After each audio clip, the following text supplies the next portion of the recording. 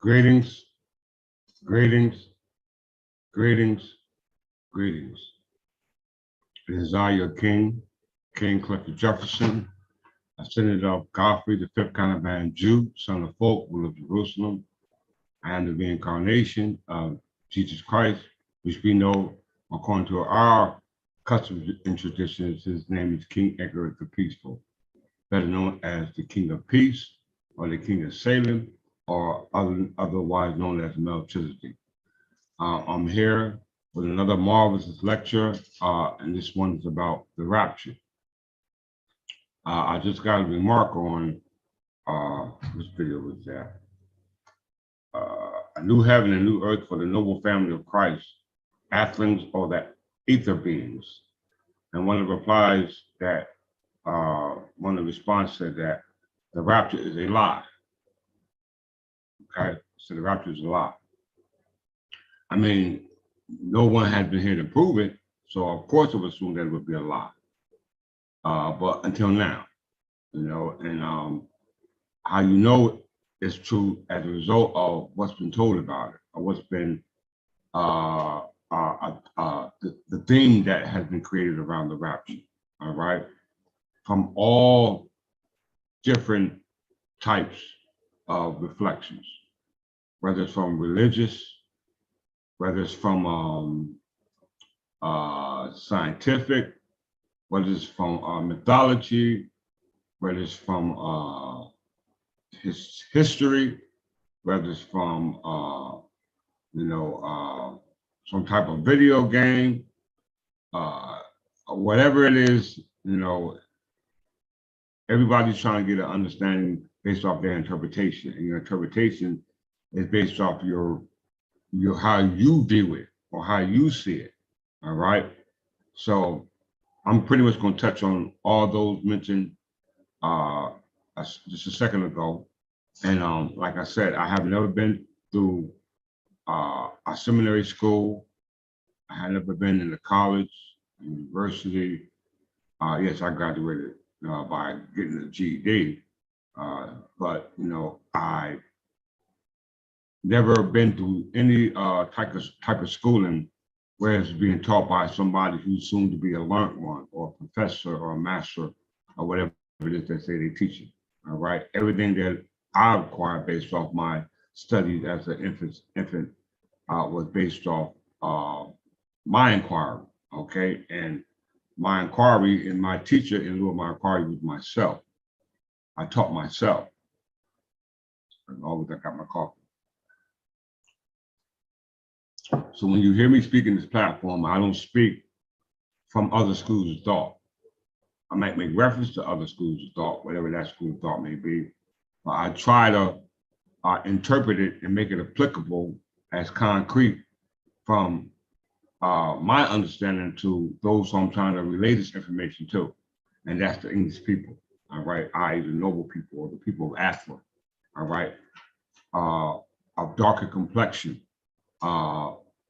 being dark Anglo-Saxon Berbers. Of course, there's many other people who soon to be classified as part of the characteristics denoted by skin color. That's not what I'm talking about. Once again, I'm going to go through that information again briefly, and I'm going to move on to discuss the rapture and how to make that understanding more applicable to you in this modern day and time, based off, like I said, I'm going to touch on everything: science, physics, geometry. And like I said, I'm not going to teach it as if you were in a school, and how they teach you in those schools dealing with the theories of science, physics, geology, mathematics, etc. I'm just going to use what they stolen and regurgitated, and they gave it back to you as if it's something new. This is not new. All right, this is not new. So once again, I love you all, and like I said, I'm about my father's business. So once again, let's get started. It is September 12th, 2023, in the birth year 2973. Once again, I'm the King Clifford Jefferson, reincarnation of King Edgar the Peaceful, who was in the image of Christ, known as the King of Salem, the King of Peace, i.e. The one who was supposed to return. And for those who are here on earth, living in on this plane, and those who have transpassed what we call the plane of matter, as it said in Revelation, as it says in Second Thessalonians 4:17, that the alive and those who are dead will rise and meet Christ in the air. So we will revisit that scripture and try to bring or make some sense of that. You know what I'm saying? Especially for those of the English Theological Church of England, because this is your salvation that they were talking about. You know what I'm saying? And I'm going to give it to you in the concrete. You know what I'm saying? And they gave it to you in abstract. I'm going to use movies to reflect that. You know what I'm saying? And I'm going to show you how important it is as being of etheric being, i.e. ether beings. You know what I'm saying? How important it is and for you to know and understand the origin where it comes from, so that you can make the proper transition through to what we call transmission medium.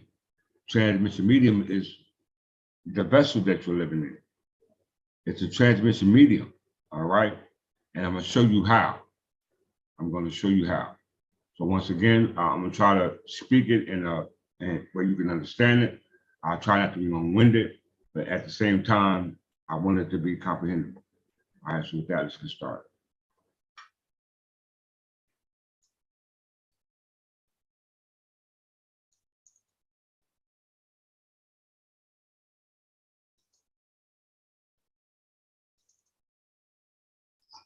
Greetings, greetings,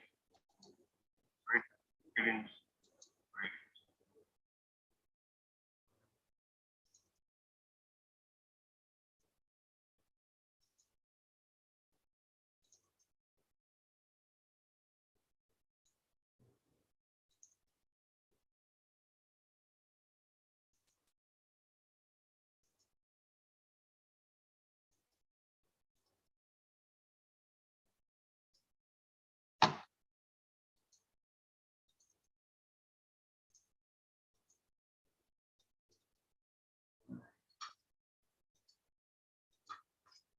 As you can see, everybody's familiar with this particular image, right?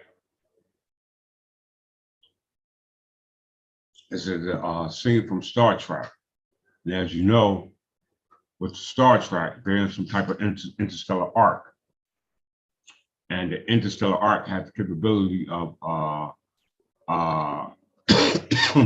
transforming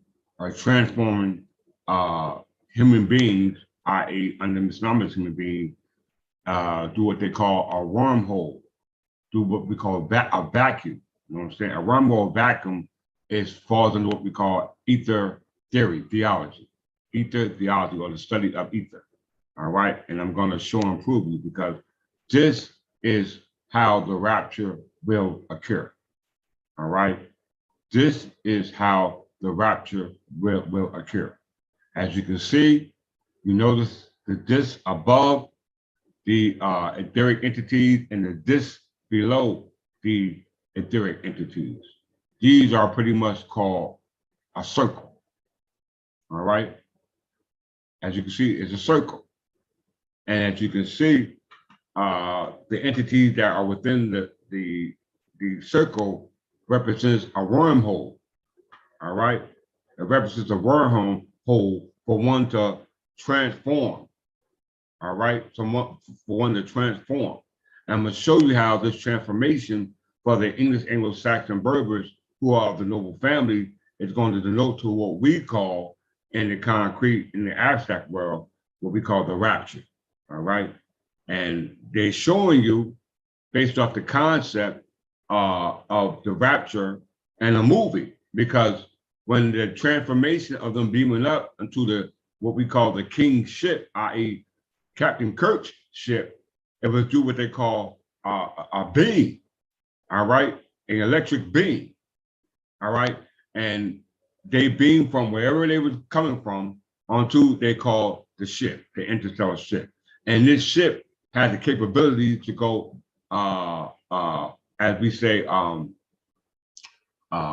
do three-dimensional to fourth-dimensional. All right, and that's only done to a wormhole. And the capability for one to do that, it involves antimatter. It involves antimatter. Antimatter must not be confused with dark matter. Once again, antimatter must not be confused with dark matter. All right, so as you can see, this video is called The Rapture, the concrete and the abstract. All right, I hope I remember that. Let me just write that down.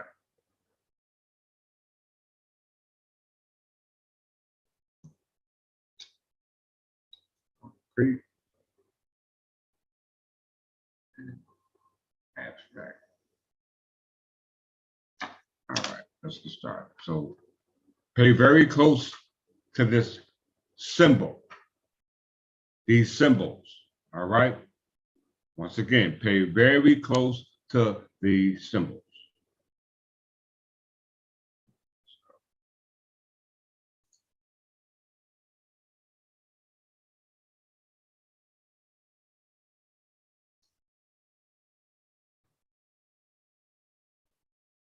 I'm going to revisit some of the stuff I talked about in my last video so we can get some clarity.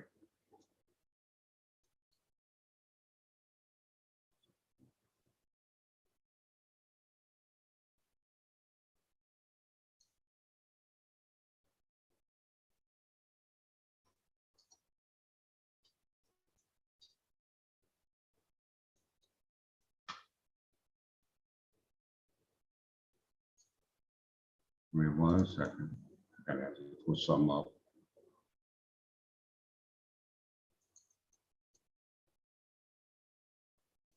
Okay.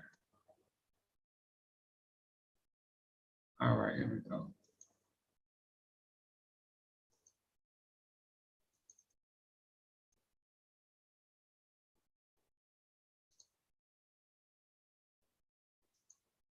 Everyone see that?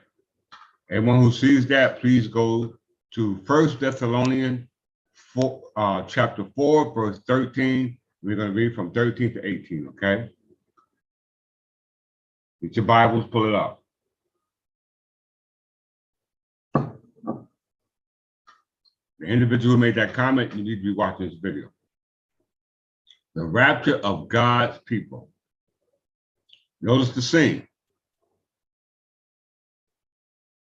The clouds, all right? Imagine the chariot of fire right here. In the clouds. Once again, Jesus, it said that Jesus was coming through the clouds, all right?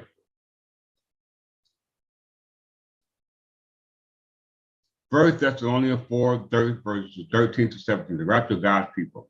The question, where's my face?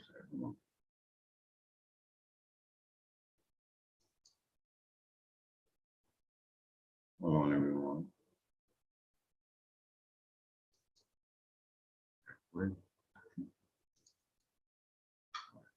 Does the word God use the word rapture? Has the Bible ever described what people call the rapture? What is the rapture? Okay, so we're going to bring this to some type of concrete understanding about the rapture. All right, the rapture, because we understand that according to the rapture, everyone uses their imagination. All right, you know, and the metaphor of the word imagination means the image of the nation who was supposed to be raptured, i.e. God's people. All right, we know that when it says in Revelations, was it Revelation 21? Revelation 21, verse 24 to 27, and it talks about the pagan gods, all right, the pagan kings. All right, the pagan kings will live in the light. That's what the Bible says. All right, if you want to use your Bible. So I'm going to make reference to the Bible in lieu of my lessons from now on and bring the abstract to the concrete. So it says, on only ones that will be able to enter the New Jerusalem or the new city are those with the name written there in the forehead of his subjects. Your forehead. This is your forehead. All right. This has got to be in your mind. It's got to be in your mental. You got to be constantly thinking about this, because by this, you're actually what they call a mind transferring. All right. You're uplinking back to the mothership. All right. So when this transmission medium, based off the communication that you're reading right now, you'll be able to be ready when the transition happens, according to what's written in the scriptures. The word rapture in the Bible, the word rapture has taken a front seat in many theological discussions.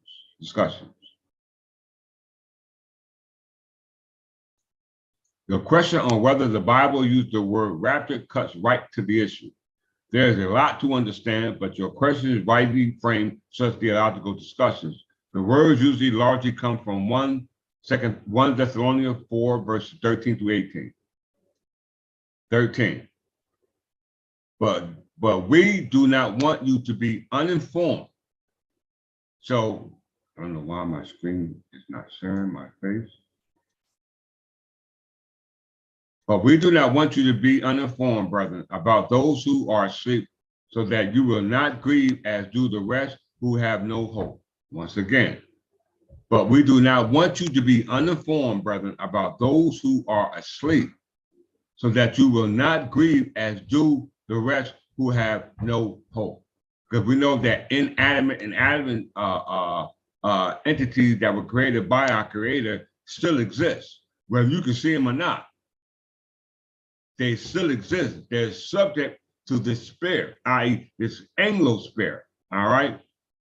And they, when they were on this plane of thing, i.e., the three-dimensional world, and when they transferred and when they're still existing on the three-dimensional world until the ascension, all right, they're still trying to make the connection back home. And hopefully they made the connection back home while they was here on this plane. Because the Anglo spirit, i.e., the church, is the only way you can phone home to your ancestors, i.e., Anglophone. Because the Anglophone means the language that's being spoken, and the language can be spoken through electricity, because everything we do is based off what we call mental uploading. Mental uploading. All right. So hopefully you use your time on this earth wisely, because whether you know it or not, we all have to answer for what we've done while we were living in this vessel. We all have to answer. It said, but we do not want you to be uninformed, brethren, about those who are asleep. So that in this case were those who were unconscious about what I'm telling you right now, so that you will not grieve as do the rest who have no hope. Because we know that all those who are asleep from my ancestors were written in that book of life called the New Minister Liber Vitae. All right. All my ancestors from the record being open, i.e., the book of life, going back to the New Ministers Liber Vitae, i.e., the book of life, the book was open, and it was Jesus Christ sitting in that what we call that egg, or look like a enthroned. All right. It looked just like that. All right. And we're going to revisit that argument as well again. But I'm giving you abstract, and I want to make it concrete. All right. Well, we believe Jesus died and rose again, even so God will bring with him those who have fallen asleep in Jesus. For this we say to you by the word of the Lord, that we who are alive and remain until the coming of the Lord will not precede those who have fallen asleep. Did you hear that? So they're going to go first, not you.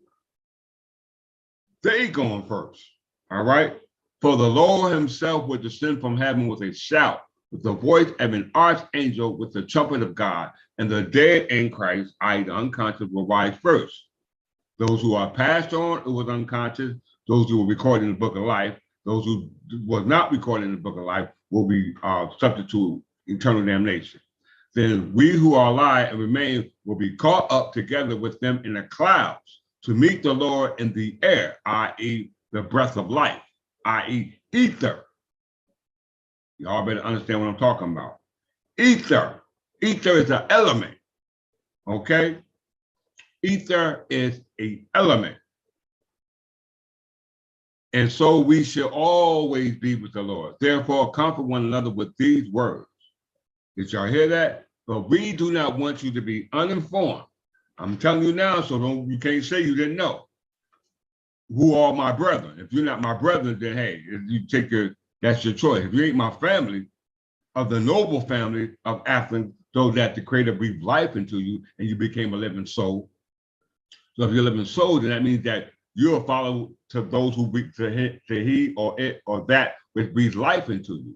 And life came to you through my incorporation, through the charter and representation of the personification or the reincarnation of Jesus Christ.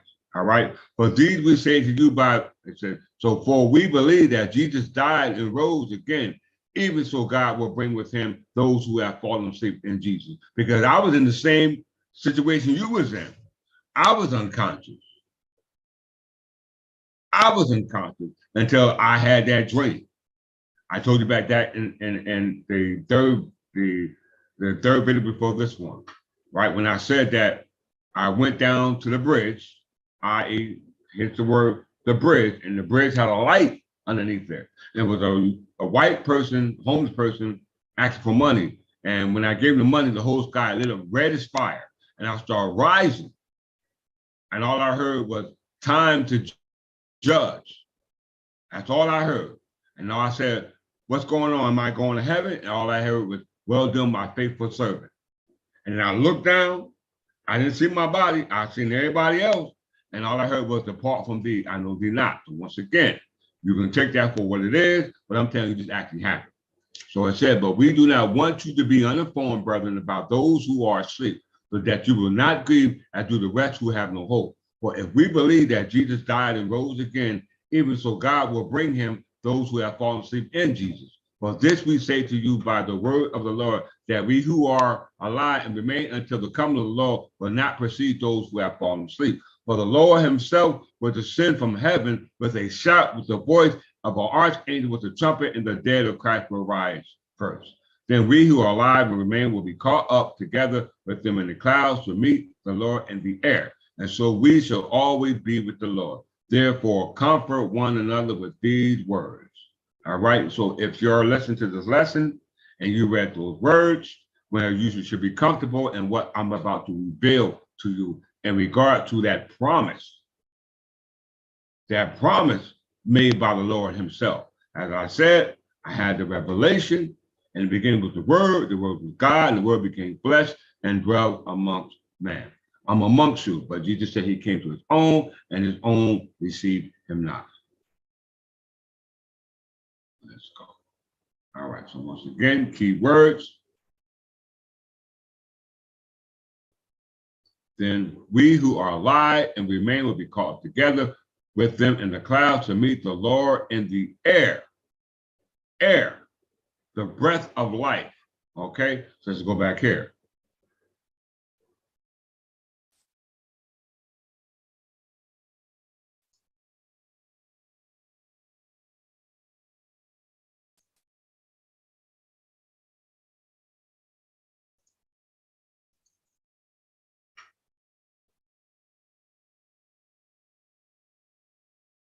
Atheling.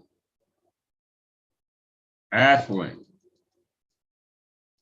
Also spelled Atheling, Atheling or Atheling, was an old English term used in Anglo-Saxon England to designate princes of royal dynasties who were eligible for the kingship. Y'all don't hear me.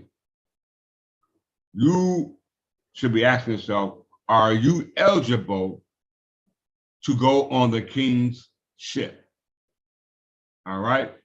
Are you eligible to go on the king's ship? And if you are eligible, then you must be of that noble family, because the term Atheling, meaning noble family in English, which means belonging to, that means you have to prove you belong to that noble family, not by the color of your skin, but based off genealogy and ethnicity. All right. From the very, very, very, very, very beginning. All right. So if you want to go to the very beginning, All right, meaning we have to transcend this finite vehicle or vessel or temple that we're in. All right, we have to bypass this because we're breathing air right now, hydrogen, which go H2O. We're breathing air. All right, so we have to go into the understanding why we're here, and on our perception of the elements. That's the school we should be in. All right, that's the school you should be in, and learning where you should be as a child and where you should end up as an adult. All right. So this is what we call elementary school. Elementary school. Element. All right. Element. You see the word elements and men, and that same word element. So all men shall be studying the element. And that the last word of element is what word? The T. All right, the tall, symbolic of the cross. All right, and we know a cross is a three-dimensional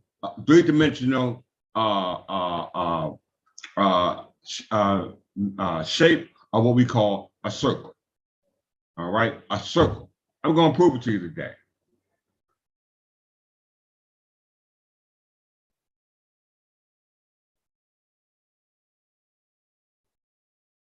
I don't want to miss nothing.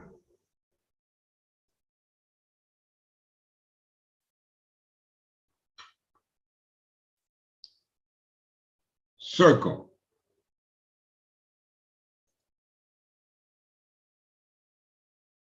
Circle, history, family, crest, and coats of arms. The history of the circle, from, as we said, from a genealogy or ethnicity, the name comes from German. All right, the name comes from Germany. And you see the symbol of the family crest and coats of arms, it's a symbol of a church. All right, it's a symbol of a church. And when you draw a circle, that means a circle, when you draw it, it has a beginning and an end. All right, so that means that it was a time when it began and was a time when it ended. As I always say, time never was when man was not. As a life of time when man began, the time will begin no more. So the time will come when he will be no more. So we see that the beginning of this particular man was the creation of the human. The German states of Silesia is the glorious birthplace of the distinguished surname Circle. In the medieval era, Germany was fragmented and inhabited by numerous barbarian tribes who fought amongst themselves for control of land. So y'all hear what I'm talking about. For control of land. All the land belongs to the church because it's a lodio. All right, it all belongs to the church. Whose church? God's church. Why? Because God's church is God's bride. All right. If you try to take God's property, you're gonna have problems. I'm about to show you where these problems are going to cure. All right. So let's get to the true understanding of what we call the rapture, or as they always say, let's get to the point. Right? Let's get to the point. So I don't want to getting to the point based off conversation. Let's go to those who understand this point I'm trying to get you to understand from a geometrical point of view. Because as those who were students of schooling taught in the school, the first school of thought for them, as told by the study of Aether, was in the medieval ages. And let's prove it once again.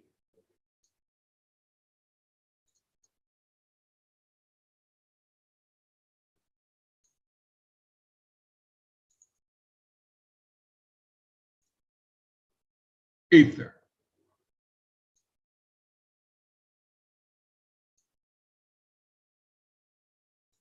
According to the ancient medieval scientists, so in the medieval ages, they understood science. They weren't as dumb as you think they were. So the people who think and call themselves scientists, you are nothing. You don't know nothing about the science that they knew in the Middle Ages.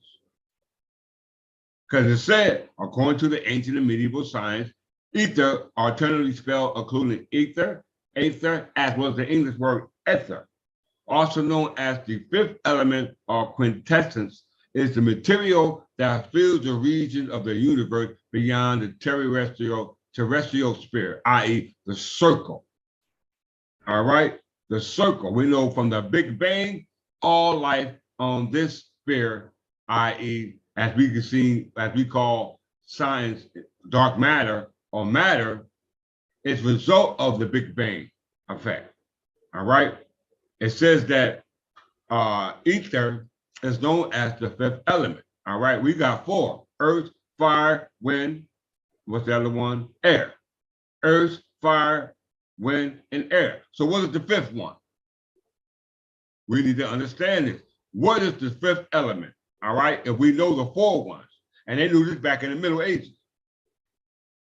The concept of ether was used in several theories to explain several natural phenomena, such as the propagation of light and gravity. We know gravity keeps things down. We know light is that which comes from what we call energy. You know what I'm saying? Because when you go turn on a light switch, what is it? It's a circuit, right? It's a circuit. As well as you light a match, we know that that's energy because it bears heat. All right, it's luminous as well. So it said in the late 19th century, physics postulated that ether permeated space, all right, and being isotopy, providing a medium through which light could travel in a vacuum. Okay, that's what we call space and time, bending space and time, moving from one dimension to the other. All right, through what we call the vacuum theory, through what we call transmission medium. But the evidence for the presence of such medium was not found in Michelson-Morley experiment, and thus results have been interpreted to mean that no luminous spurious ether existed. All right, so they couldn't come to no conclusions about the understand of this fifth element. All right, ether. All right, so for them, it had always remained a myth until now. Because when the rapture comes, you're going to move from human beings to etheric beings, hence ether. Mythological origins. The word ether,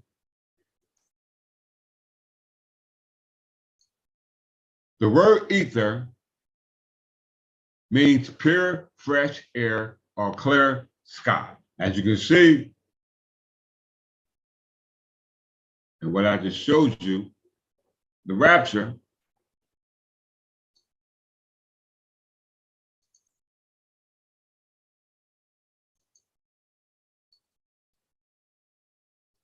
a picture speaks 1,000 words.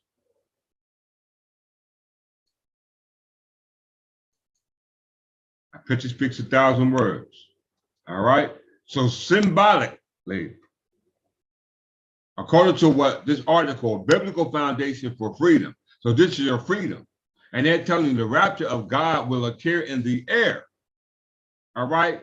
In the clouds, where you will meet this entity called Jesus Christ, i.e. Melchizedek, i.e. the King of Peace, i.e. King Edgar the Peaceful, according to our records.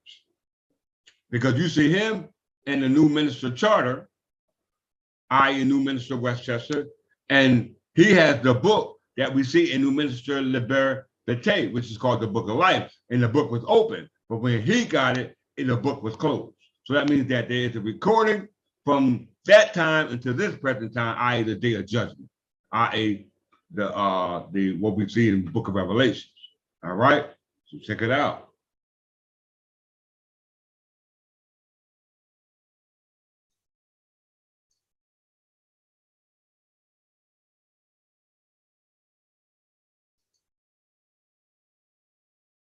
So the word means pure, fresh air or clear sky. You can look up in the sky right now and go out there and Smell that fresh air, and you can see that it's a clear sky. You know what I'm saying? So if it's a clear sky, it means ain't no clouds in the air. When you see clouds in the air, that means that only one thing can you assume that a storm is coming. You know, when the storm is coming, there's either what? Rain, lightning, and thunder. Hence the word, the god of thundering and lightning. Hence the word Thor. Hence the word northern god. Hence the word, his father is Odin. All right? His father was Odin. So how did Thor get from Earth to Asgard? From Earth to Asgard by the Bifrost. That's how we got there. What was the transmission medium for him to get there to Asgard? We know who was there. It was us. All right, he was the gatekeeper. What's the guy named? The Anglo-Saxon brother from England, I might add, Idris Elbis. All right, he was known as the gatekeeper. I forgot his name in the movie, but watch the movie. And if you watch the one where it was talking about the blue stone, all right, that was called the Tesseract. The Tesseract is what we call the fourth dimension, which we'll talk about in a second. All right, I don't want to jump the gun. Let's continue. The word in Homo Greek means pure fresh air or clear sky. Mythology, it was thought to be the pure essence that gods breathe, fills the space where they live, and analogous to air breathed by mortals. Do you understand that? All right, you can't see air. Ether is related to the term to incinerate, and intransitive to burn, to shine. Related to the name Ethiopians, Ethiopia, meaning people with burnt black visage, are characteristics or look of a burnt black visage. That's the look of what you assume you are, but that's not what you are, because you are an Ethiopian. You are made up of air, because God, your ancestors, created you from air and placed you or enveloped you or manifold you into what you call matter, i.e. dark matter, right? And dark matter cannot take on electromagnetism, all right? It cannot. It cannot take on full electromagnetic spectrum, all right? But in the movie Thor, he could. So how was Thor able to go by way of the Bifrost, which was the bridge from heaven to earth? How was he able to do that? How are we going to be able to do that in lieu of what we're talking about, the rapture? It's by incinerating, to burn and to shine from this carnal nature, from three-dimensional to fourth-dimensional, all right? From three-dimensional to fourth-dimensional, because we know the elements is fire, earth, water, and air. All right? Fire, water, earth, and air. We already seen fire, earth, water. We got those. All right? We depend upon those. We also depend upon air. But if there's air, that means that ain't those the other three is not existing. Because air is an ether. All right, and the only way you get the ether is to burn or shine. So that means that anything made of dark matter must go. Y'all don't hear me. I'm talking about the rapture. This belongs to you. All right. So we can see, I'm going to say this again. The concept of ether was used in several theories to explain several natural phenomena, and as a propagation of light and gravity, in the late 19th century, physics postulated that ether permeated space, providing a medium through which light could travel in a vacuum. Once again, a vacuum. Let's talk about this. Let's break this down.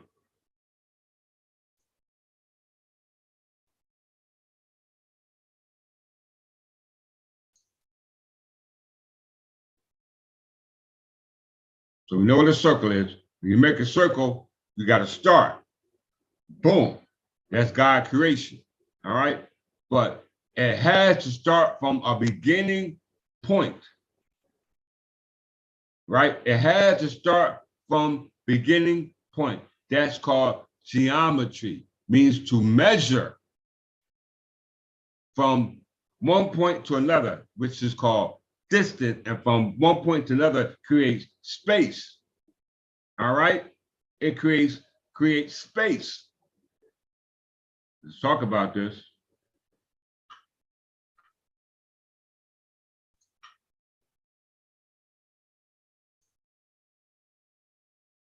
So we know a circle starts from a point.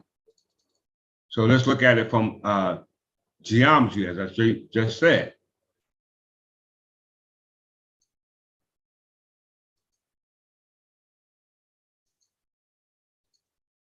Once again, I didn't go to school for this, y'all. I learned it on my own. Concept of what we're talking about. Point involves zero-dimensional, one-dimensional, two-dimensional, and three-dimensional onto fourth-dimensional. All right, once again, the concept of space involves moving from zero-dimensional, one-dimensional, two-dimensional, to three-dimensional, where we are now, to what we call fourth-dimensional. All right, so there is a fourth dimensional, but fourth dimensional only happens by way of what we call a vacuum. A vacuum, i.e. a black hole, i.e. bending space and time. Because when Thor was going from Asgard to Earth, he was using a vacuum. That vacuum was electricity. All right, it was electricity. Because when electricity it's called as a result of what we call a vacuum. But when that vacuum is shut off, that's when you hear what we call lightning.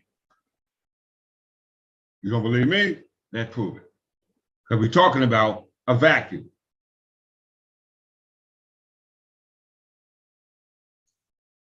In classical, we're dealing with point. All right.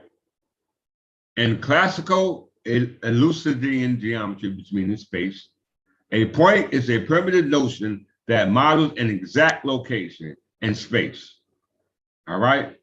The exact location in space and has no length, width, or thickness, i.e. mass. In modern mathematics, a point refers more generally to an element of some set called a space. Beginning a primitive notion means that a point cannot be defined in terms previously defined objects. You hear that? That is, a point is defined only by some property called axiom. If I'm pronouncing wrong, forgive me. That it must satisfy, for example, there is exactly one line that passes through two different points.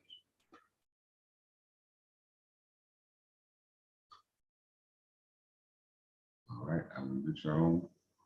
That's nothing to explain my point. Vectors of space, dimension. Everybody see that? The dimension of a vector space is the maximized size of a linearly independent subset. And a vector space consists of a single point which must be zero vector, i.e. is zero. Zero reference, zero time reference. There is no linearly independent subset. The zero vector is not itself linearly independent because there is a non-trivial, all right, hear that? Non-trivial linear combination making it zero, i.e. 0 equals 0. That's called an unknot. When it becomes trivial, non-trivial is, like we said, unknot. When it becomes trivial, it becomes what we call a trefoil. Let's go through it. All right, so we understand the point. We understand the dimensions of what we call a point, which represents 0, whether it's a dot or whether you draw a circle. So a dot is called an unknotted, but when you make a circle, that means it had the beginning, and that's done with measurement, whether it's done in a straight line or what we call a curve. All right. a straight line or what we call a curve.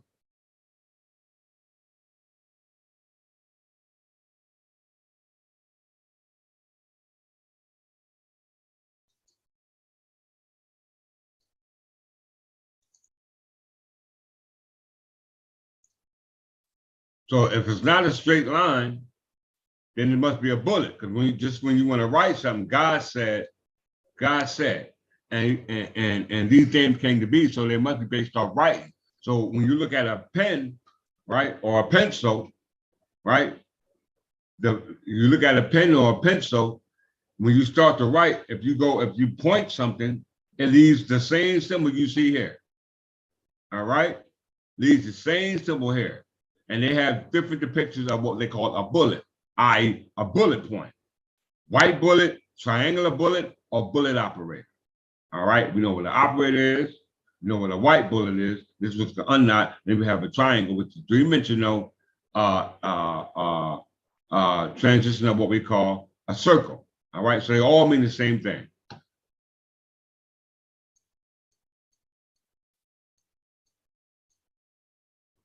Let's see.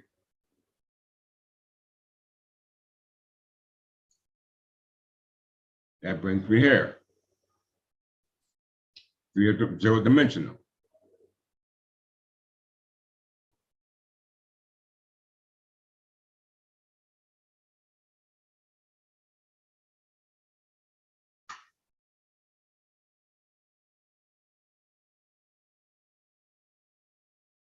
Okay, here we go.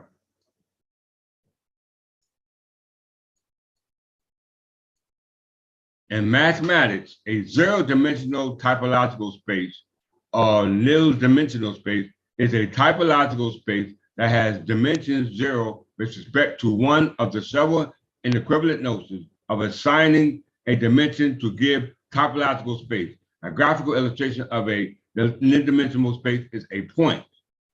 Once again, a point. Go back here.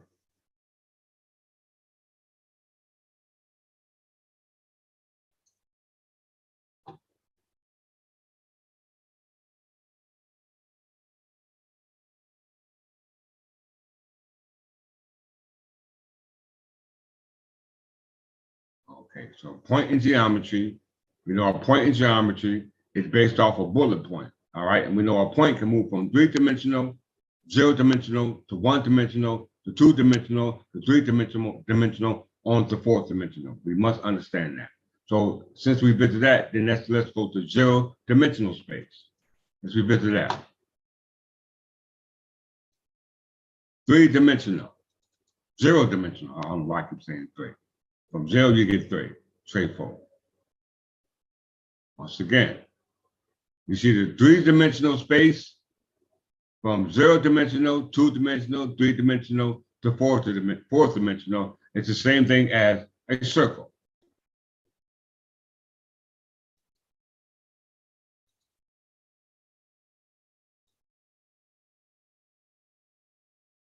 Concept.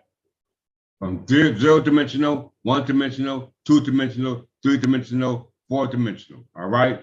This is all based upon measurement. It's all based upon measurement. Measure means to measure. Let's go back here. Zero-dimensional.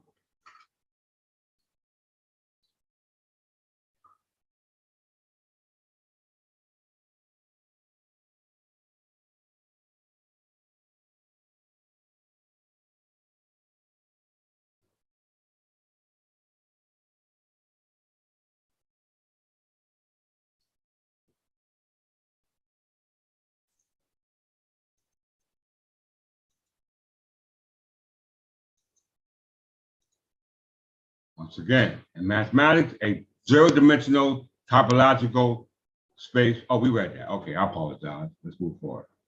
We read that. All right, let's go here. So back to circle.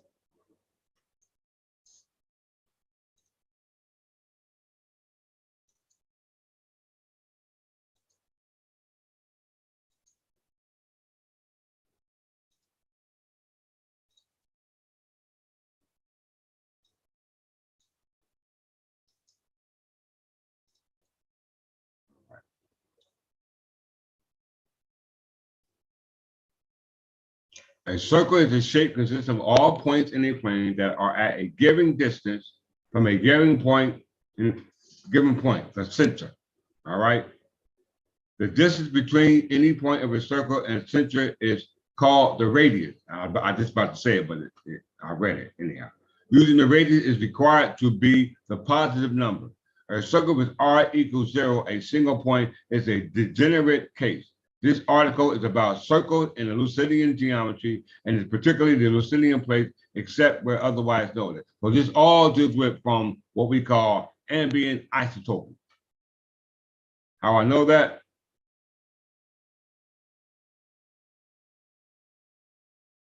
Topological definition. In the field of topology, a circle is not limited to the geometric concept, but to all of its homomorphism to topological circles, and are equivalent if one can be transformed into the other via a deformation upon itself known as ambient isotopy. Once again, ambient isotopy. So let's revisit that again.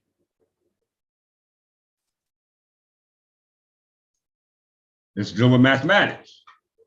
I didn't go to school for mathematics, so how am I understanding this? As we can see, the unknot is not ambient isotopic to the trefoil. The unknot is not isotopic to the trefoil since one cannot be deformed into the other through a continuous path of homomorphism of the ambient space. They are ambient isotopic force, i.e. fourth dimension. The mathematics subject of typology, an ambient isotopy, also called aisotopy, is a kind of continuous distortion of an ambient space. For example, a manifold taking a submanifold to another submanifold, for example, in knot 3, one considers two knots the same if one can distort one knot into the other without breaking it. You hear that? Without breaking it. As I showed you,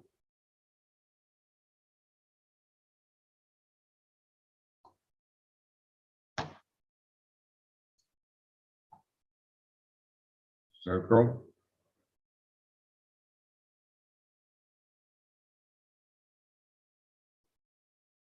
Okay, same thing. All right, so this represents everything inside this, whether 0 dimension to the 3rd dimensional, is subject to the creator. All right, and it can't create it from a point in time. All right, that Big Bang effect. How we know it? Boom. All right, this is our universe. We were still here because we're Ethiopians. All right, we're subject to antimatter. The antimatter is energy, and energy needs a transmission medium to communicate with. All right, it needs a medium. We are the medium. How I know? Let's prove it.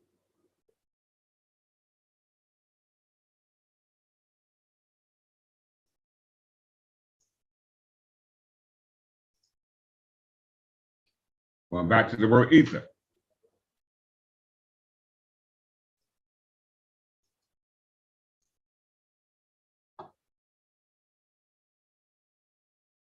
We went into mathematics and we talked about geometry. All right, which I'm not a professional in, but I at least have some knowledge about it, because you have to know this, because we are assumed to be physical beings, so we must know our makeup. All right, that's what you say, we're physical beings, right? So physical beings are made of what we call elements, which we call ether. All right, which is known as the classical elements, but they don't teach you this in school. They teach you how to stay in the matrix. All right, I'm trying to get you out of the matrix by bringing you back into your right state of mind. By knowing in physics, ether theories, also known as ether theories, produce the existence of a medium of space-filling substance, or a field as a transmission medium for the propagation of electromagnetic or gravitational forces. Since the development of special relativity theories using a substantial ether fell out of use in modern physics. Did you hear that, y'all? And are now replaced by more abstract models. I don't believe we just said that. In physics, ether theories, also known as ether theories, propose the existence of a medium of space-filling substance or a field as a transmission medium for the proportion of electromagnetic or gravitational forces. Since the development of special relativity, theories using substantial ether fell out of use in modern physics and are now replaced by abstract models. The early modern ethers have little in common with ether of classical elements from which the name was borrowed. The assorted theories embedded the various conceptions of this medium in substance. All right, we must understand that. So as a result of that, let's go back to why it's not being taught. And for that, we have to go back into what we call 0 point, I think this is it.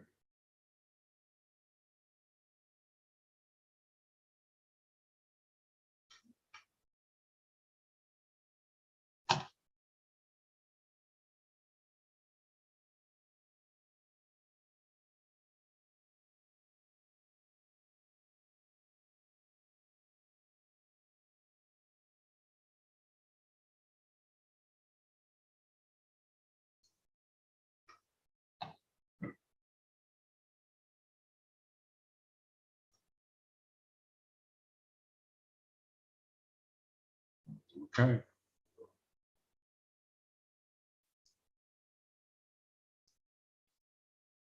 Okay, let's talk about it. We're talking about ether theories. We know ether theories dealing with mysticism denotes the Ethiopians. So they actually creating theories about us and our actual existence. Let's go back to ether theories, classical elements.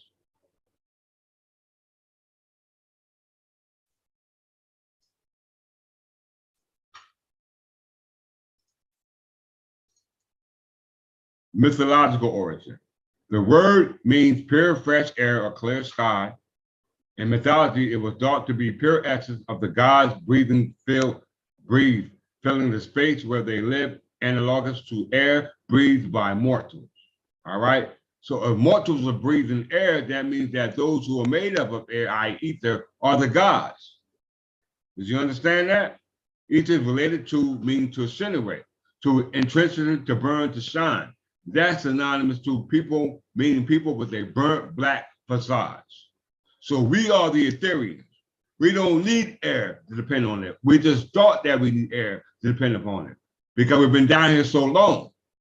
And there's going to be a time where we're going to have to burn to shine, meaning we're going to die. But the rapture, as it said in 2 Thessalonians, it said, blessed are those who will take in the first resurrection, for which the second resurrection has no stain. Because you're going to change in the twinkling of an eye, just like that. You're going to change from mortal to immortal because we don't depend upon air. We are made up of air because we breathe the air for this vessel. It's like an oxygen suit. But we're about to move to the fifth element, you know what I'm saying? Or what they call the fourth element. The fifth element is what they call dark matter. The fourth element under their science is called air, water, fire, air, wind, fire, air, what is it called? Forgive me. Air, water, earth, air, water, air, water, fire, fire. What's the other one? Air, water, fire. Forget me, you know the four, all right? You know the other support elements. Wind, rain, forgive me, I'm tripping. Air, fire, earth, and water. Air, fire, earth, and water. Okay, air, fire, earth, and water. Those are four elements, and there's a fifth element, and the fifth element deals with that ether. Once again, the fifth one is the ether, which we are, and they don't want us to make that transition. Why? Because they're cutting off our communication. We cannot phone home. This is what Thor was trying to do in the movie. He was trying to phone home. If you watch the movie, he was like, his name, I forgot what the guy name was like. He was calling up on Earth, like, open the Bifrost. open the bifold. So he was trying to communicate through that transmission medium, i.e. that vacuum. All right, he was trying to communicate through that vacuum. Let's get there.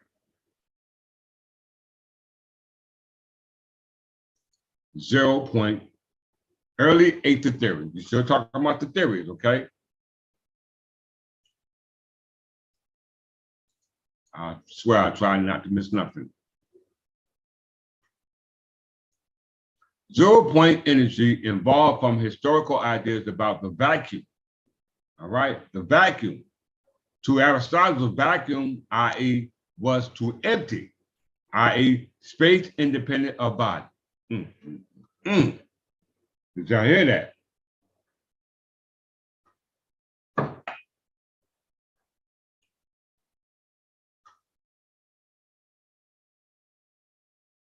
So again, this was the original.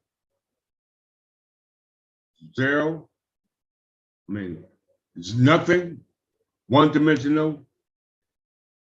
Two-dimensional. Three-dimensional. Which is trefoil. Ambient isotopy. All right. And we're moving on to fourth-dimensional, which I'll talk about in a second. All right. So it says 0 point energy involved from historical ideas about the vacuum, i.e. ether theories, all right, i.e. space independent of body. He believed this concept violated basic physical principles and asserted that the element, right here, that the elements of fire, air, earth, and water were not made of atoms, but were continuous. You hear that? The elements of fire, earth, air, and water were not made of atoms, but were continuous. To the atom, i.e. the atomite, i.e. the human, the concept of emptiness had absolute character. It was the distinction between existence and non-existence. Debate about the characteristics of the vacuum were largely confined to the realm of philosophy. All right? They didn't know.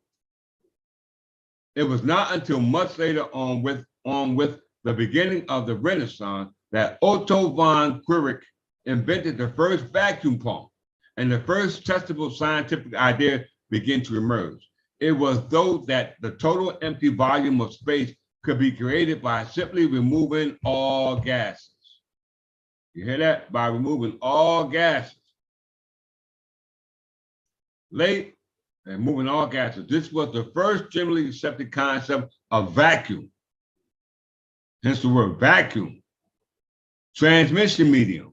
All right. Without that transmission medium, the vacuum is the portal from 0-dimensional to one-dimensional to two-dimensional to three-dimensional on to fourth-dimensional. All right. On to fourth-dimensional. So it says, this was the first generally accepted concept of the vacuum. Late in the 19th century, however, it became apparent that the evacuated region still contained thermal radiation. The existence of ether as a substitute for a true void was the most prevalent theory of the time. Once again, the existence of the ether as a substitute for the true void was the most prevalent theory of the time. According to the successful electromagnetic ether theory based off Maxwell electrodynamics, this all-encompassing ether was endowed with energy and hence very different from nothingness. Did you hear that? Very different from nothingness. The fact that electromagnetic and gravitational phenomena were easily transmitted in empty space indicated that their associated ethers were part of the fabric of space itself. Maxwell himself noted that. You hear that? Once again, according to the successful electromagnetic ether theory based upon Maxwell electrodynamics, this all-encompassing ether was endowed with the energy, hence very different from nothingness. He created you from nothingness. So in order for him to create you from nothingness, which existed, the nothingness exists before he created you from that, he had to be into existence, which means he must have been ether. An Etherian. Y'all, I mean, I can't see why Y'all do not understand this. This is what we call the rapture. Let's go into it.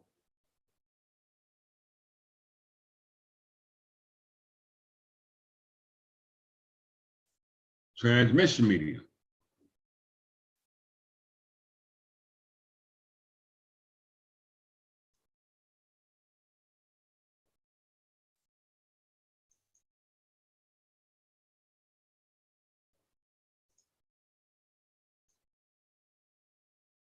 Nobody can say I'm making this up. I'm reading right from the script.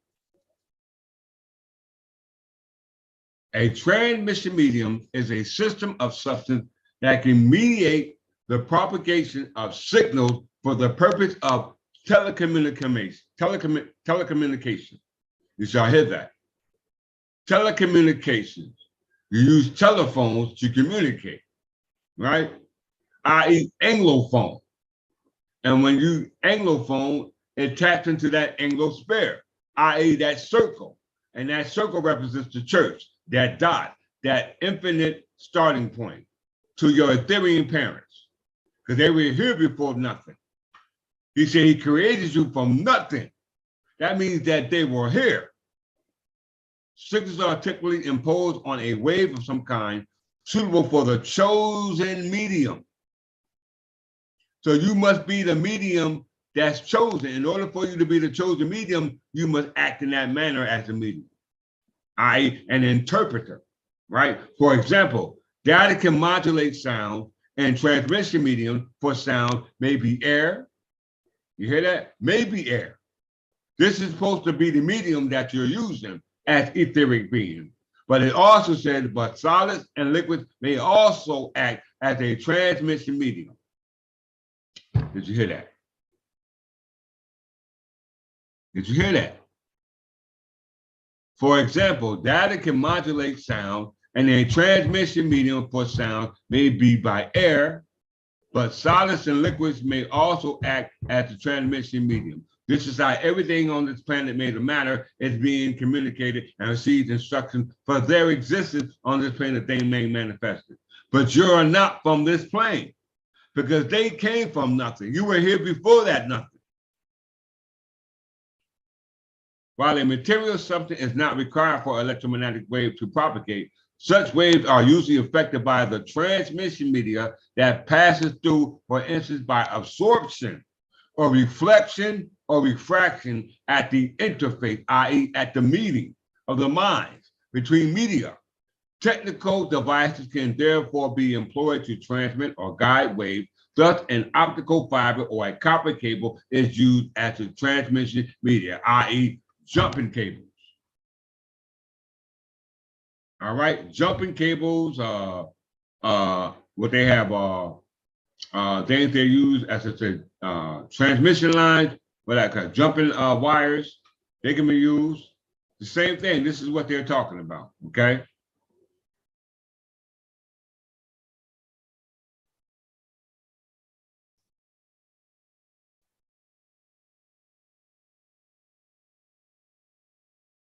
So once again, let's just revisit that and regurgitate on that.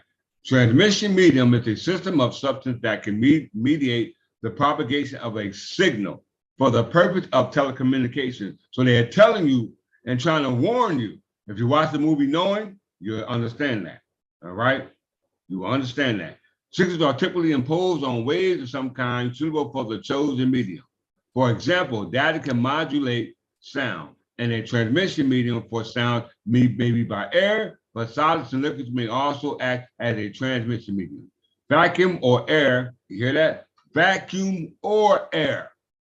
They're interchangeable. Vacuum or air constitute a good transmission medium for electromagnetic waves such as light and radio waves. Remember the movie Radio? With Cuba Gooding Jr.? Gooding, watch that movie. All right? What is vacuum?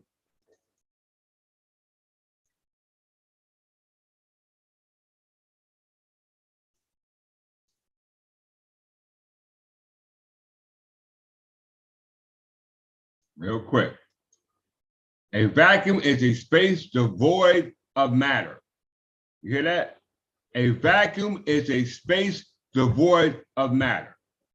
So matter cannot inherit the plane of ether, but ether can inherit the plane of matter through the transmission medium to communicate to us as matter, to tell us to get right, because that space you occupy is about to no longer exist. So you have to go back to your creator, all right? You have to go back to your creator. A vacuum is a space devoid of matter. The word is derived from the Latin adjective vacus, for vacant or void. All right, vacant or void. An approximation to such vacuum is a region within the gaseous pressure much lesser than the atmospheric pressure. All right, physics often discuss ideal tests resulting that will occur in a perfect vacuum, which they sometimes simply call vacuum, or what we call free space. Ambient isotopy. All right, free space, which is a vacuum, which is space void of matter.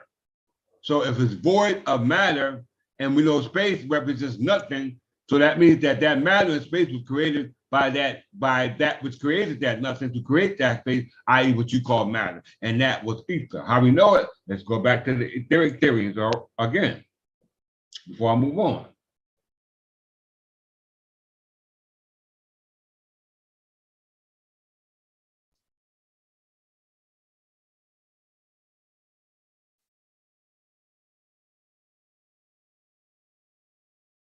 Late in the 19th century, however, it became apparent that the evacuated region still contained thermal radiation.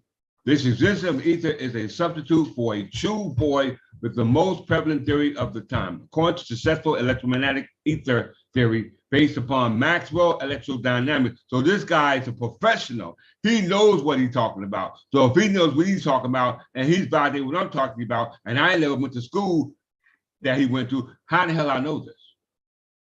This all-encompassing ether was endowed with energy and hence very different from nothingness, i.e. ether, i.e. the Ethiopians, i.e. light beings, okay? This all-encompassing ether was endowed with energy and hence very different from nothingness. The fact that electromagnetic and gravitational phenomena were easily transmitted in the empty space, indicating that their associated ethers were part of the fabric of space itself. Maxwell himself noted that. So that means that we are actually ether beings that were able to transfer through the transmission medium and that can actually manifest or descend down to things that were subject to the gravitational plane, i.e. gravity. We're not subject to gravity, i.e. Ethereum, but human beings are. Okay, beings made of matter are. The only ones that got the privilege to as being on the plane of matter is birds. And they can't stay up there. They can't stay up there. They got to come down sometime. Anything that goes up must come down. Not us, though. So in order for you to understand what I'm talking about in reference to the rapture, in regards to returning back to our Etherian state, i.e. as they qualify through the ether theories, all right? In regards to our true state as electromagnetic being, we must deal with the ability to be able to mind transfer.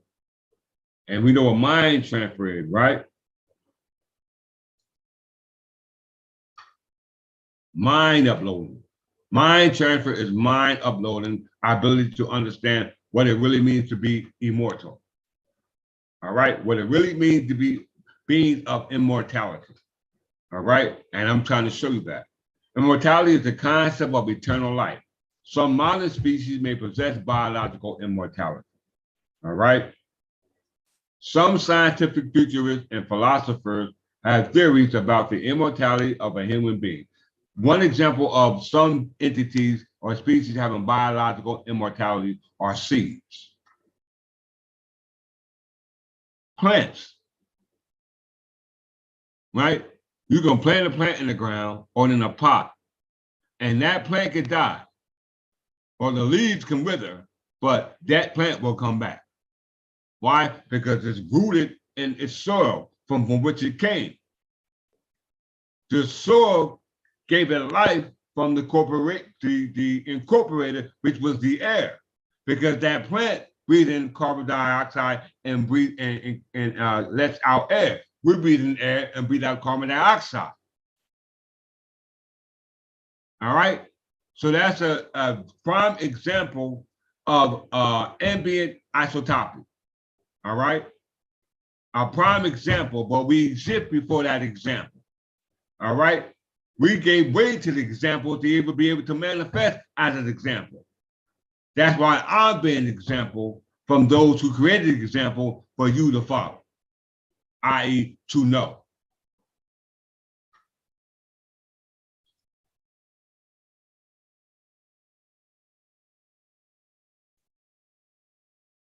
Immortality. Some scientists, futurists,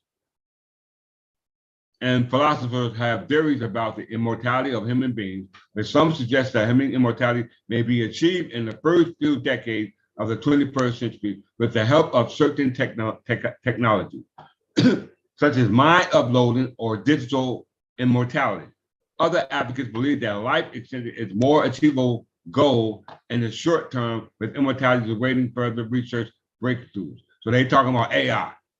All right. But when we say mind uploading, our mind uploading is not based off putting what we do based off in the physical, based off our mind in some type of program. All right. Because this is the program. This is the matrix.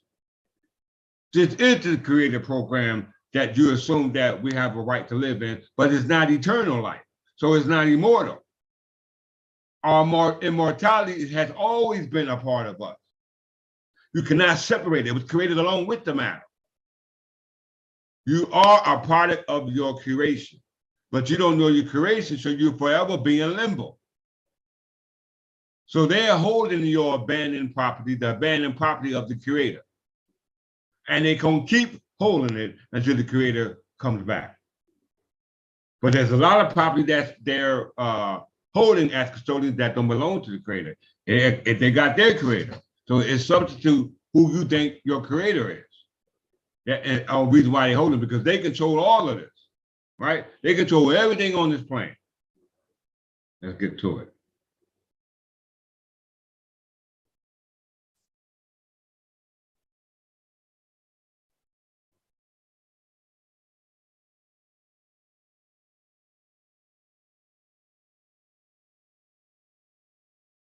Let's go ahead.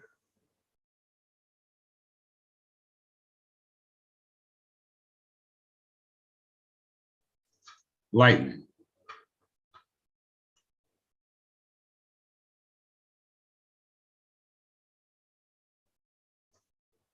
First of all, let's deal with dark matter, because we know lightning is energy, right? Lightning is energy.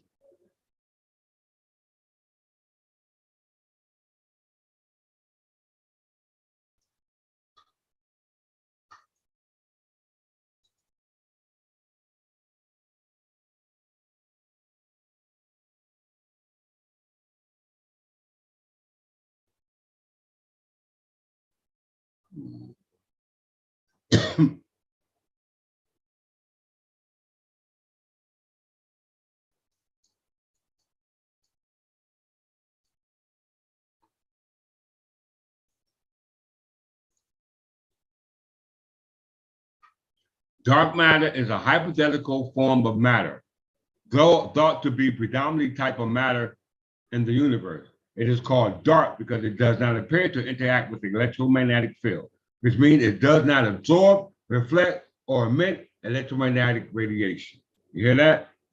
It does not absorb, reflect, or emit electromagnetic radiation. We know that electromagnetic is a vehicle for transmission or a medium for let's just read it for ourselves. We know that electromagnetic is what we call transmission medium to communicate. All right, that's what it is. But dark matter is not able to communicate because it cannot absorb or reflect or emit electromagnetic radiation. It is therefore difficult to detect. So they can't find it. Your GPS has been cut off. Your GPS has been cut off because you're not able to emit a signal for they to actually connect to.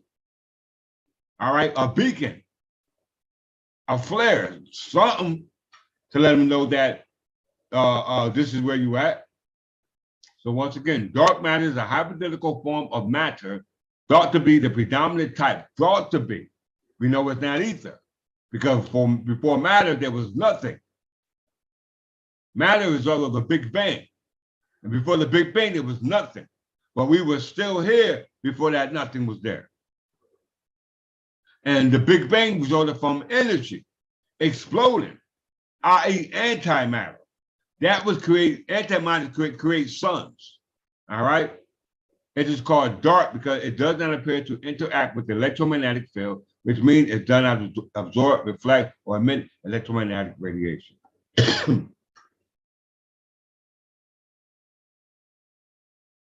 What is electromagnetic energy?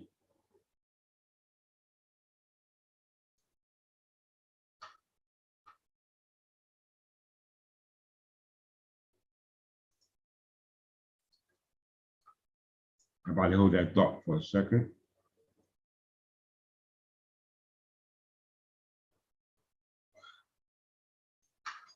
Everybody hold the thought for a second.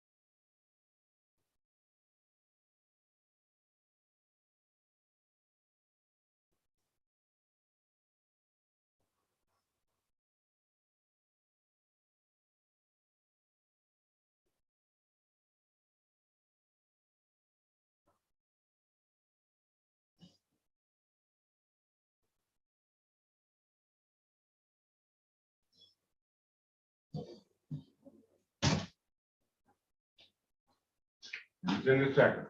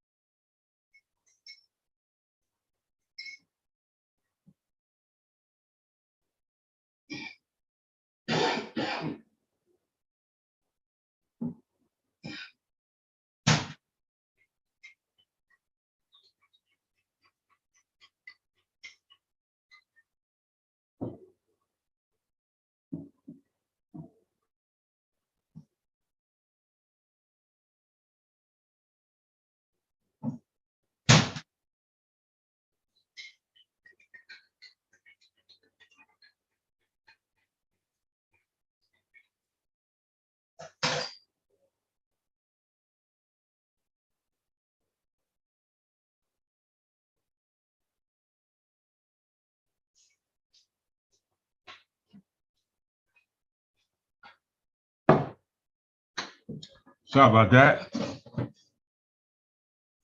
right, let's get back with it.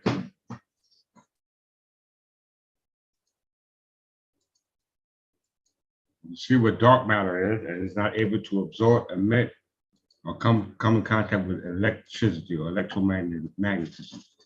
So it says in physics, all right, because we're saying we're physical beings, right? We're assumed to be physical beings, all right? So we're physical beings, how are we not able to absorb or emit light, electricity? All right, but yet we feel it, right? We feel it when we scratch our head, we get shocked. So that means that it's a transmission medium to communicate, all right? To communicate. In physics, electromagnetism is the interaction that occurs between particles with electrical charge via electromagnetic field. The electromagnetic force is one of the four fundamental forces of nature. It is the dominant force of the you hear that? It's the dominant force in the interaction of atoms and molecules. All right, so out of the four elements, ether is the most powerful. All right, because we know electricity is energy, and energy is ether, and it affects the four elements: earth, fire, water, and air. The four elements. Let me make sure I get that again.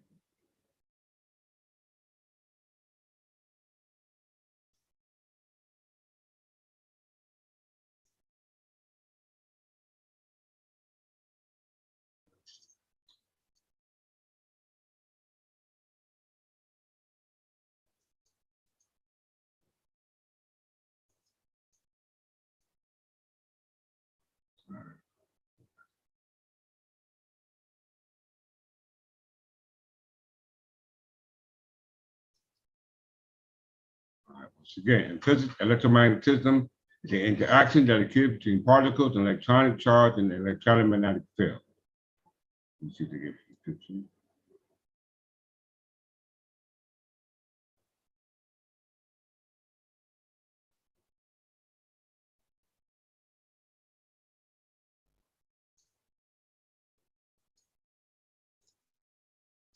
In the ancient world, pursuant to the history of electromagnetic theory, investigations into electromagnetic phenomena began as early as 5,000 years ago, so they say.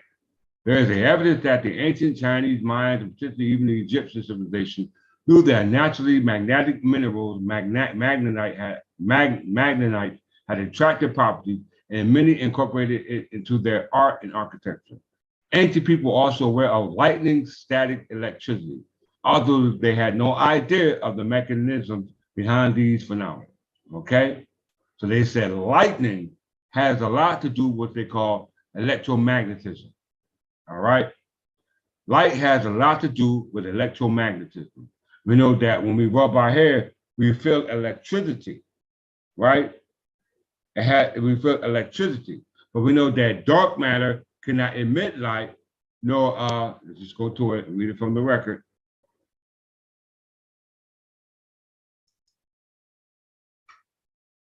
Dark matter is a hypothetical form of matter thought to be predominantly type of matter in the universe. It is called dark because it does not appear to interact with the electromagnetic field, which means it does not absorb, reflect, or emit electromagnetic radiation.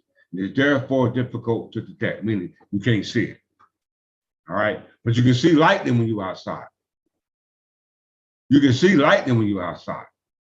Lightning is as I said, is a transmission medium for communication to something, because if it's a form of communication, where the communication is from who to who, who's talking to who. That's what I want to know. If lightning is a form of transmission medium for communication, it can be done to air, solid, liquid, gas. And we know that the creator, whoever created all things on the plane that made manifest and made of matter, has a originator or a creator. Just like dogs, cats, bears, lions, tigers, fish, birds, everything goes according to the law that governs its actions. Okay? But human beings are not created, well, human beings, Ethiopians were not created as every human being on this planet. Because human beings was created along with every other creation or creature that crawls on this planet. We did not originate from that, right? Because we know dark matter is the matter that does not absorb, reflect, or emit electromagnetic energy, but at the same time, it originated from nothing. But ether was here before that nothing, which means that we were here before that nothing. God said he created man from the dust of the ground. He created you from nothing. Y'all don't hear me.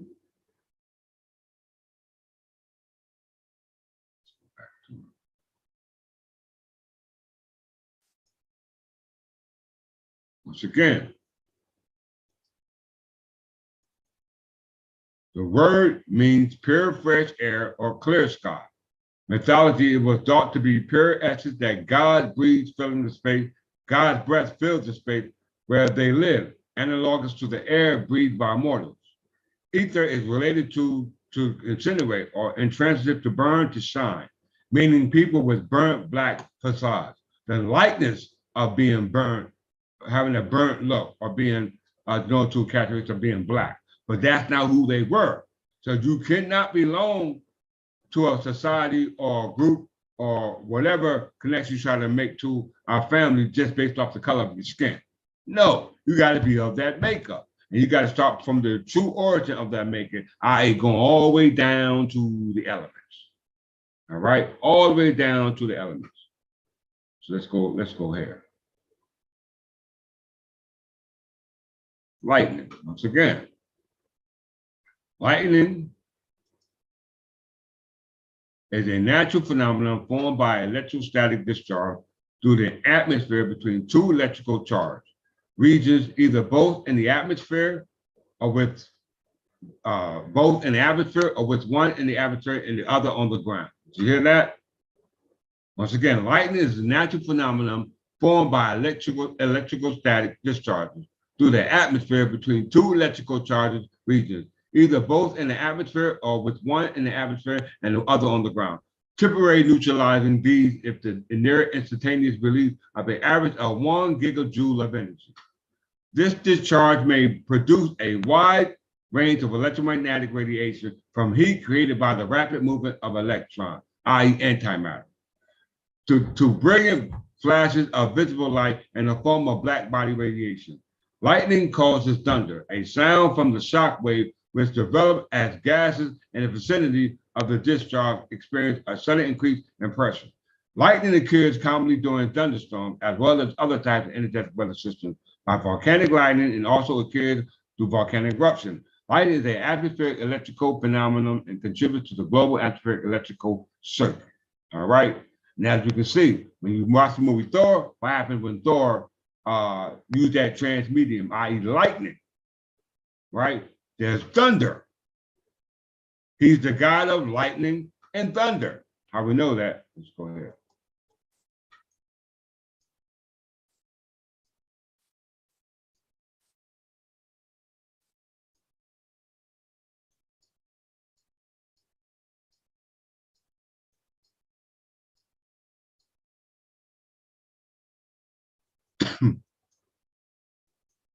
The three main kinds of lightning are distinguished by where they occur, either inside a single thundercloud, intercloud, between two clouds, cloud to cloud, or between a cloud and a ground, i.e. cloud and the ground. Jesus said the first will resurrect, the first who are asleep shall rise, and those who are alive will meet him in the clouds, right? Will meet him in the clouds. Right? Because in order for them to meet him in the clouds, not as physical beings made of matter, but as beings of ether, you need a transmission medium. You need that. In which case it refers to a lightning strike.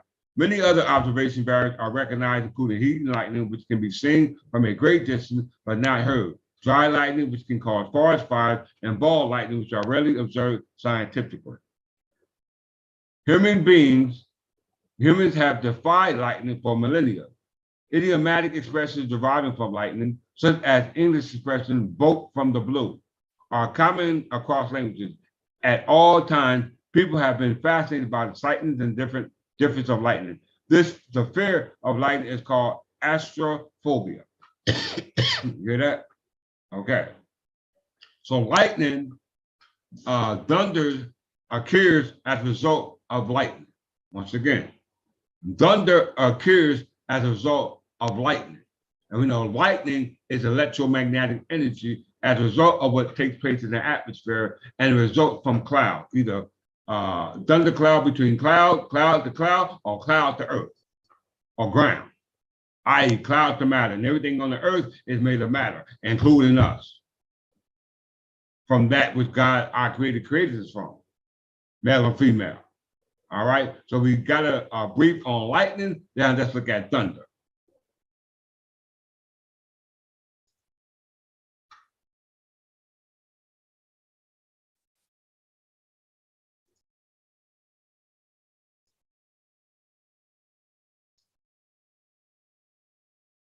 Thunder is, let me make sure this here.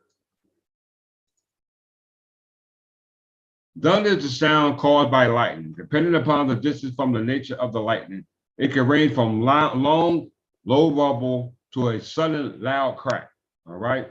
The thunder increases the temperature, and hence pressure caused by the lightning produces rapid expansion of the air, i.e. ether, and the path of lightning bolts. In turn, this expansion of air creates a sonic shock wave, often referred to as thunderclap or a peal of thunder.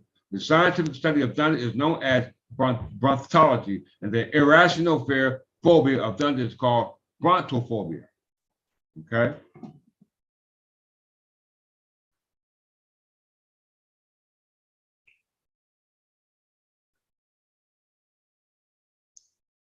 Etymology.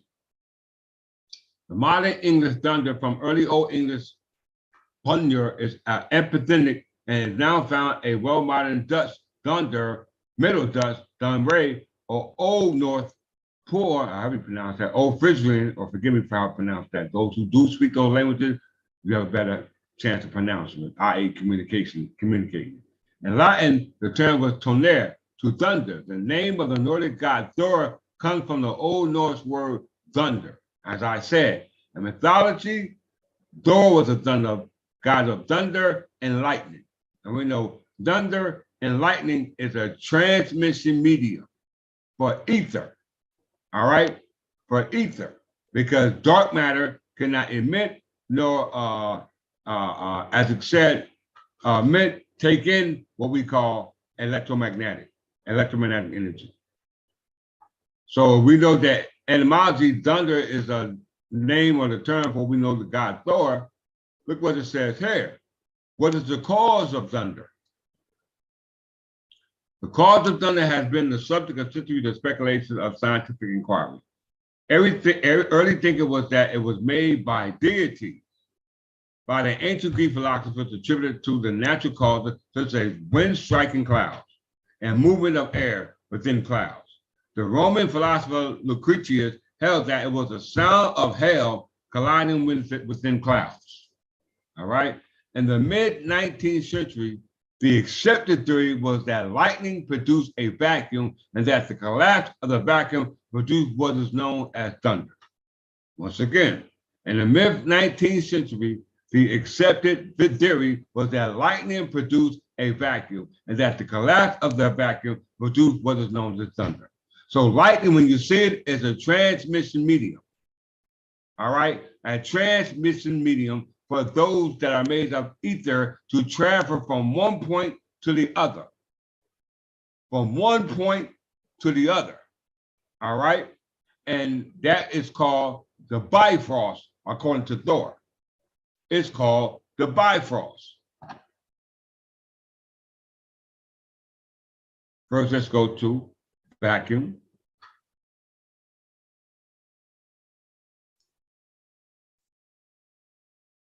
Vacuum is a space devoid of matter. Okay? He's devoid of matter. When you see Thor when he went through what they call the Bifrost, and the Bifrost is pretty much this.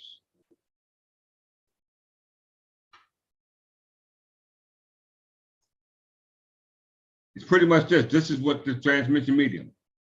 That's pretty much what the Bifrost represents. All right. All this is dark matter surrounding. All right. Dark matter. Dark matter cannot emit electromagnetism, nor can it, let's see what it says again.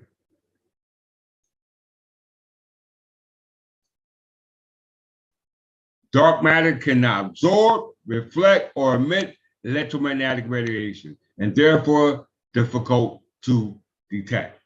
If you're in the dark, you can't see nobody, right? Only way you can see somebody if you cut on the light. So going back to this,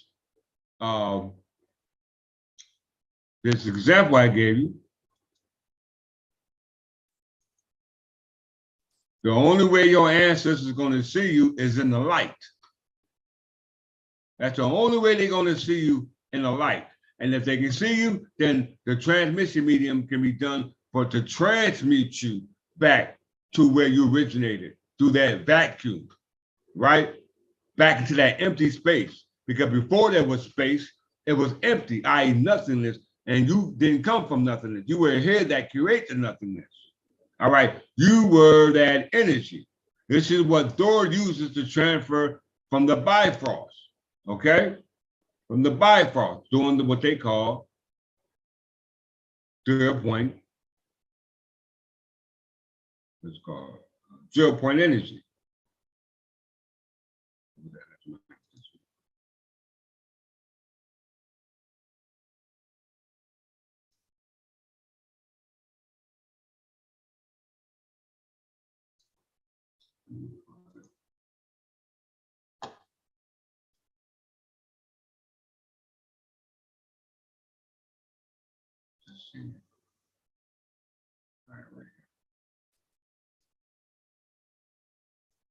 It says here,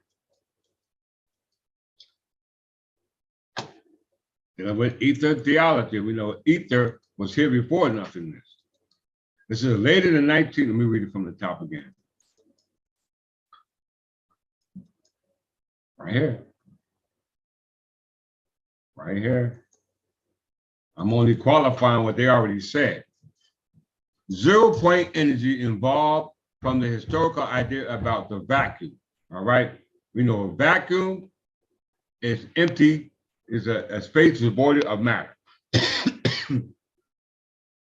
So when you look at this,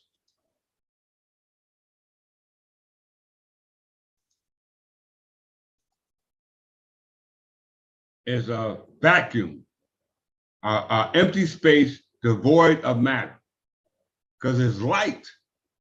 These are beings of light, ether. All right, ether. But they supposed to be inside the church, i.e. Kirk.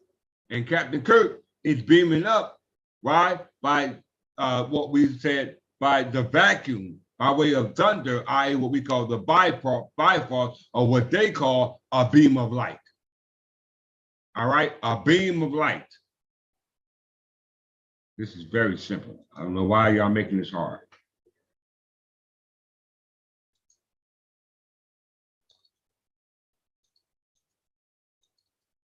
Zero-point energy involved from historical ideas about the vacuum to establish the vacuum, the empty, i.e. space independent of body.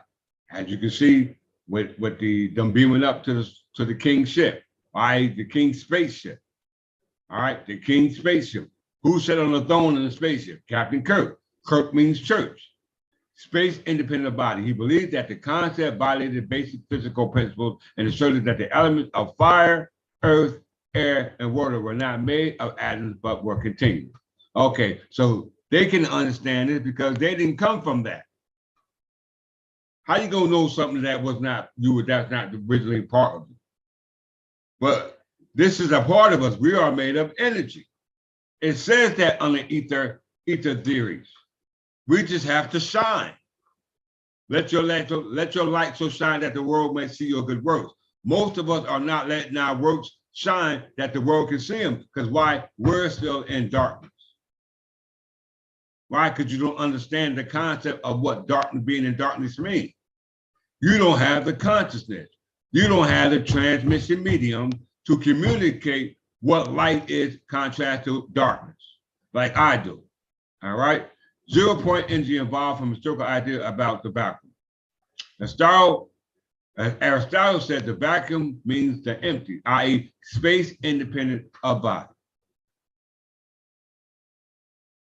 The late 19th century, however, it became apparent that the evacuated region still contained thermal radiation. Something's still there. Something is still there. The existence of ether as a substitute for the true void was the most prevalent theory of that time. You hear that?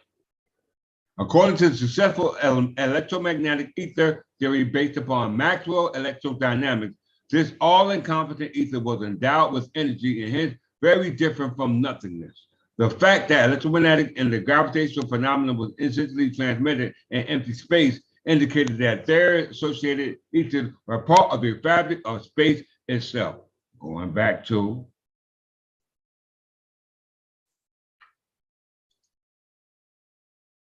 right there, y'all. So would you rather believe the concept I'm telling you or the concept they've been telling? Because even in the concept they've been telling you, they've been telling the truth all along. Because ether theology, or the study of the theology of ether, which is the element, goes back to the Middle Ages.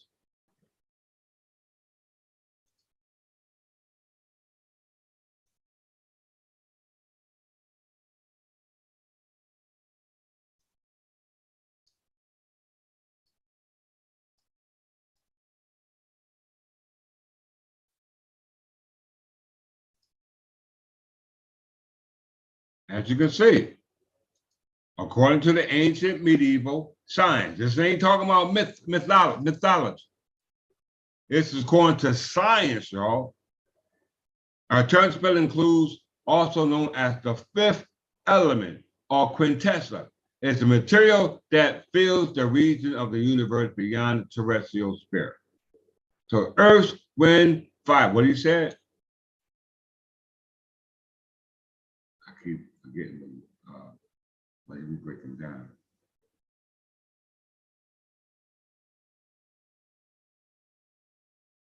Okay.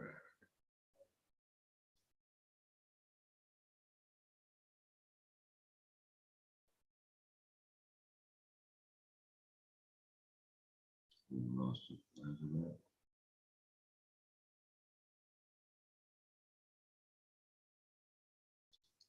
Right here.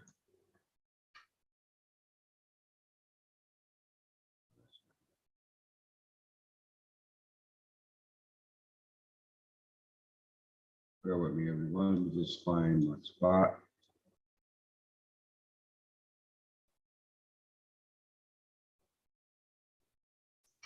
Where was it?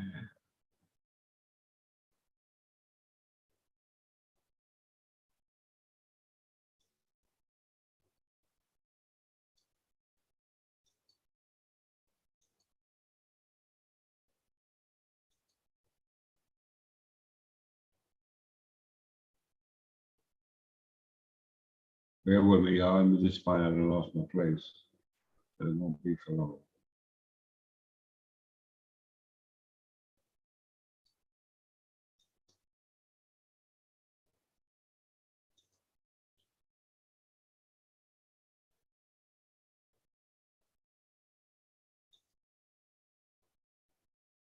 Here we go.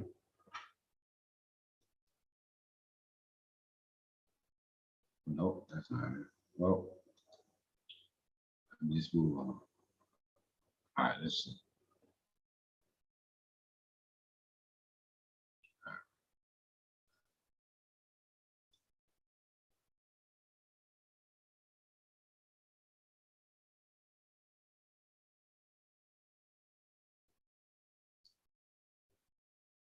So as we can see right here, let me go back here.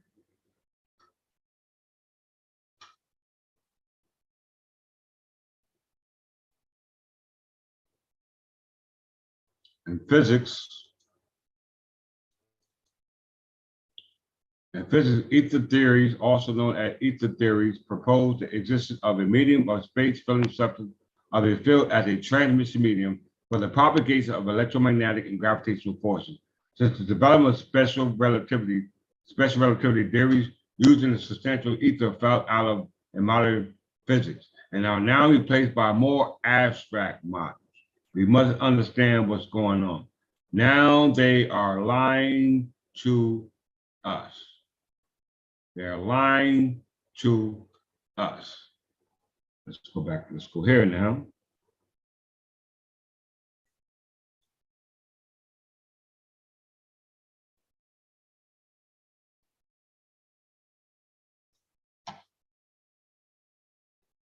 Lightning.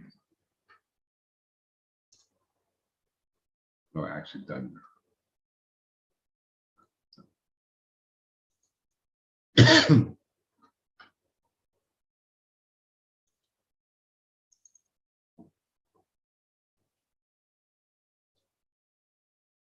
As we can see here under thunder, we know lightning, thunder is a result of what we call lightning, as it said here. In the mid-19th century, the accepted theory was that lightning produced a vacuum, and that the collapse of the vacuum produced what is known as what we call thunder. All right, it produces what we call thunder. It's another one I had over here dealing with the theory. Let me just find that.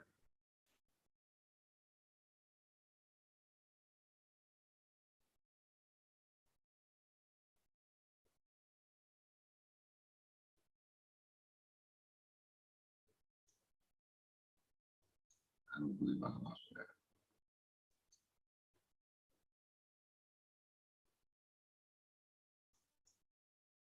Bear with me.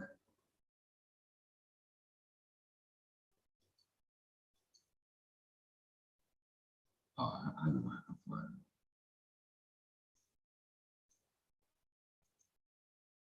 Let's see.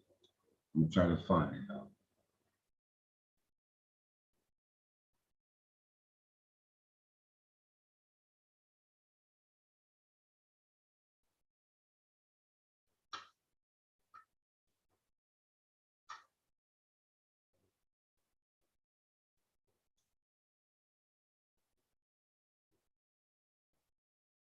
I can't believe I lost that.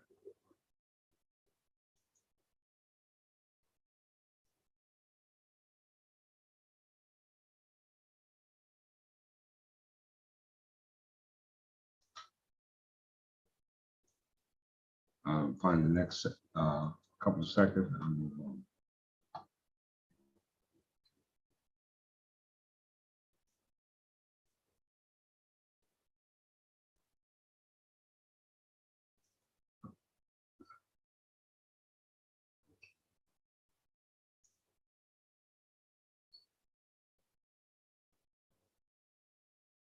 Aethiopes.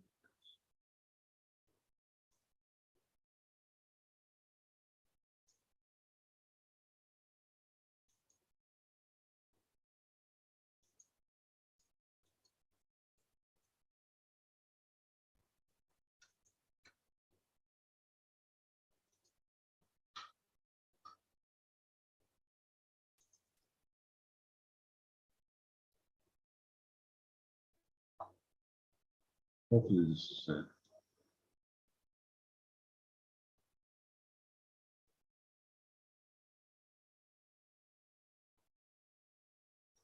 What I did. Same things here. All right, let me just move on. Apologize for that. I lost my spot with that one, but nonetheless, let's continue on with this beautiful lesson. All right, so we know that thunder creates a vacuum, as I said here. In the mid-19th century, the accepted theory was that lightning produced a vacuum, and that the collapse of the vacuum produced what is known as thunder. All right, and that takes us back here to what we call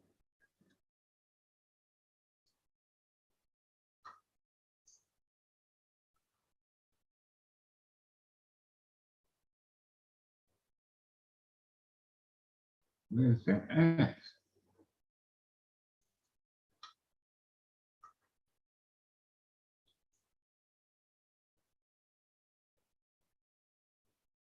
I don't know what I did with that.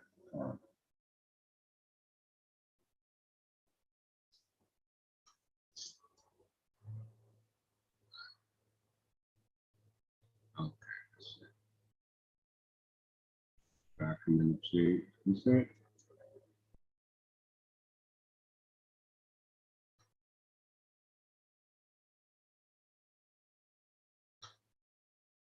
I know. Ah, that's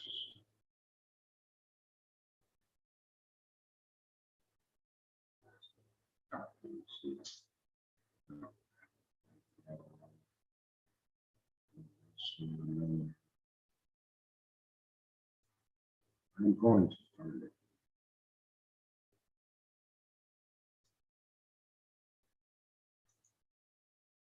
Sure, this one.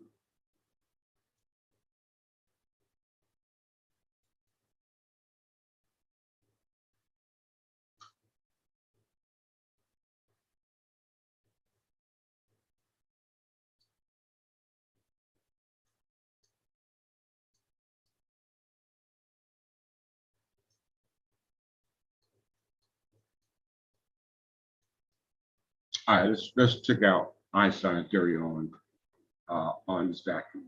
Einstein's cosmological constant. The cosmological constant is a constant that can be added by Einstein's field equation, which is energy equals mass constant speed of light. If considered a source term in the field equation, it can be viewed as equivalent to the mass of empty space, which conceptually could be either positive or negative, i.e. vacuum energy.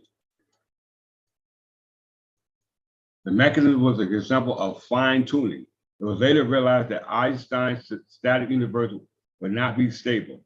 Local inhomogeneities would ultimately lead to either the runaway expansion or contraction of the universe. The equilibrium is unstable. If the universe expands slightly, then the expansion releases vacuum energy. This causes yet more expansion. Likewise, it's called manifold. Likewise, a universe will contract slightly will continue contracting. According to Einstein, empty space can possess its own energy. All right, can possess its own energy. That takes me here.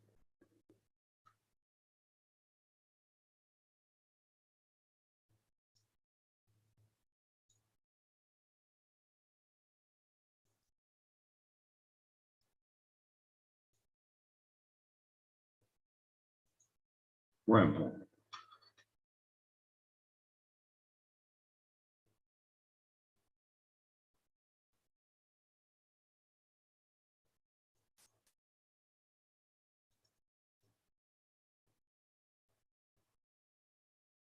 A wormhole is a hypothetical structure connected to points in space and time, and they're based on the special solution of Einstein field equation.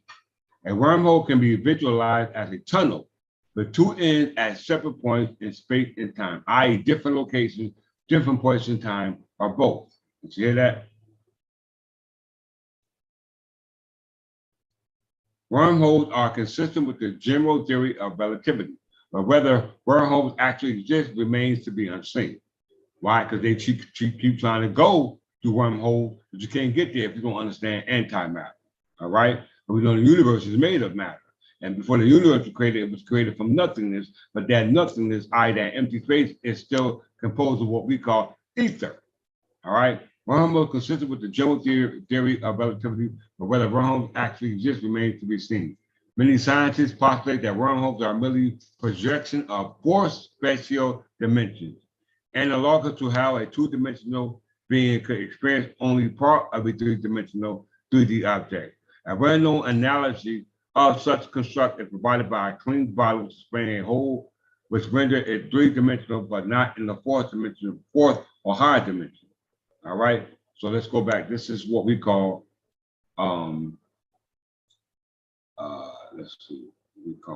let's see, space and time.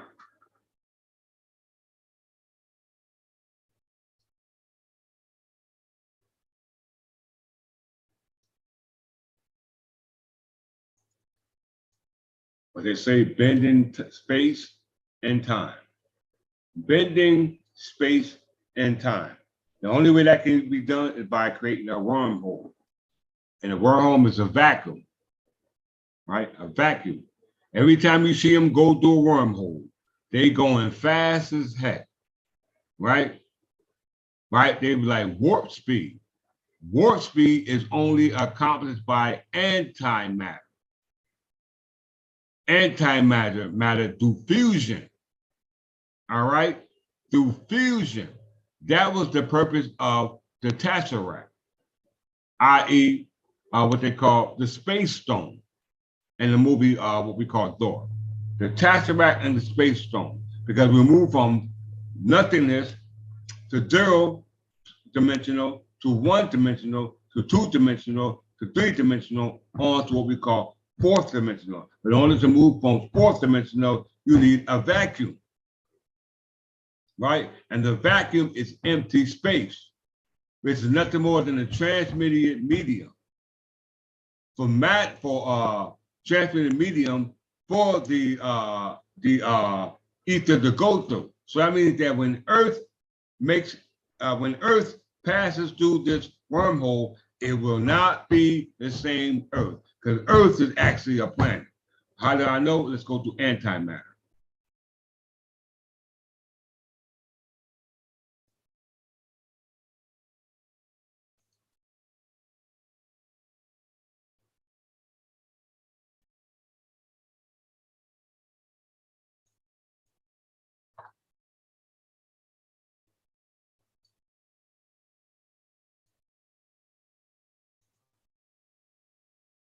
Everybody see that? Antimatter is a modern physics. Antimatter is defined as matter composed of antiparticles or partners or corresponding particles in ordinary matter, and it can be thought of as a matter with reverse charge, partly in time known as CT reversal. Antimatter occurs in a natural process like cosmic rays, collisions, and some type of radioactive decay. All right. Only a tiny fraction of these has successfully been bound together in experiments to form antiatoms. Minuscule numbers of antiparticles can be generated at particle acceleration, i.e. CERN. However, total artificial production has been only a few nanograms. No microscopic amount of antimatter has ever been assembled due to the extreme cost of difficulty, production, and handling. Do you hear that?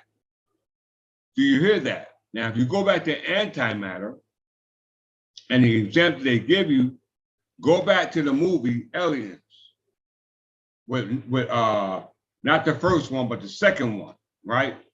When that spirit came, right? The mother alien or the mother species was looking for that cloud. That cloud was a spirit that was helped to fight the resistance, right? And if you look at what the scientists said, they said that this particular cloud was going to give it the ability to travel interstellar, as an arc. As you can see in here, as we see here in what we call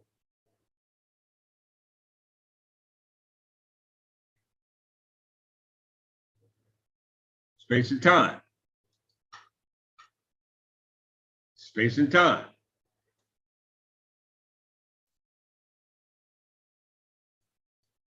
In physics, space-time is a mathematical model. You hear that term?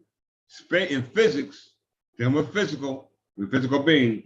Space and time, we're moving through space and time, is a mathematical model that fuses the 3 dimensions of space and the 1 dimension of time. You hear that? Into a single 4-dimensional continuum. Space-time diagrams are useful in visualizing and understanding relativistic effects, such as how different observers perceive where and when events occur. Once again, in physics, space-time is a mathematical model that fuses the 3-dimensional of space and the 1-dimensional dimension of time into a single 4-dimensional continuum. All right, we know one-dimensional is first dimension. All right, before it was one-dimensional, it was nothing. So from one-dimensional, you got two-dimensional. From two-dimensional, you got three-dimensional. From three-dimensional, you got four-dimensional, which brings on what we call fourth dimension.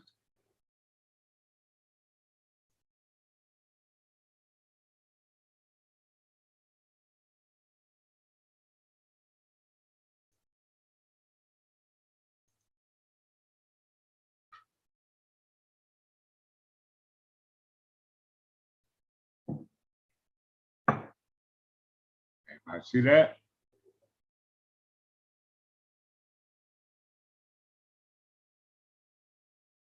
The same thing you see in the geometry means the measurement, right?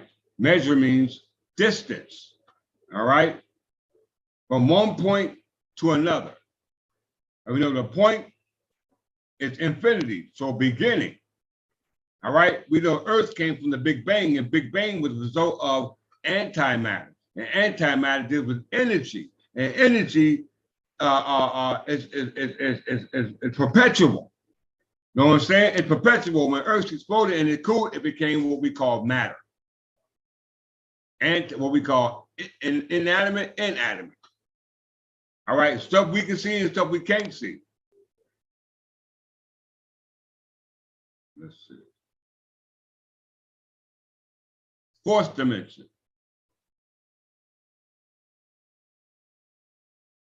Fourth dimension space is the mathematical extension of the concept of three-dimensional space. Three-dimensional space is the simplest possible abstraction of the observation that one needs only three numbers, called dimensions, to describe the sizes or location of objects in everyday world. For example, the volume of a rectangular box is found by measuring and multiplying its length, width, and height. X, Y, Z marks the spot. X, Y, Z marks the spot. This concept of ordinary space is called Euclidean space, which means space, because it corresponds to Euclidean geometry, which means the measurement of Earth, which was originally abstracted from the spatial experience of everyday life. All right, we see that. Let's go back here. Fourth dimension also means the tesseract.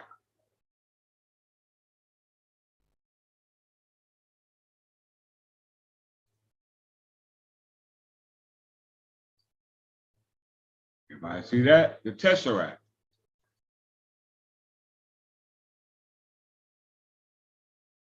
In the movie Avengers, everybody fighting over this tesseract.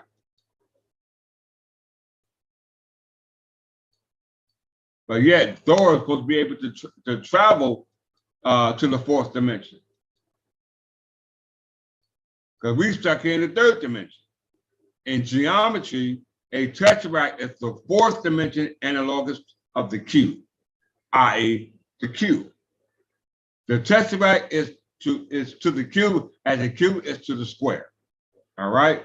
Once again, the tesseract is to the cube as the cube is to the square. This says the surface of the cube consists of 6 square faces, and hypersurfaces of the tesseract consists of 8 cubical cells. The tesseract is one of 6 convex regular 4 polytopes.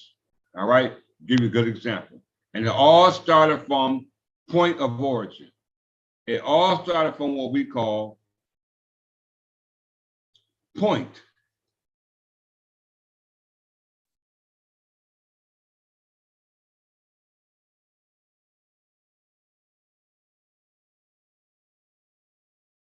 All right, and classical Euclidean geometry, which is also govern the laws of what we call the tesseract, i.e. the fourth dimension.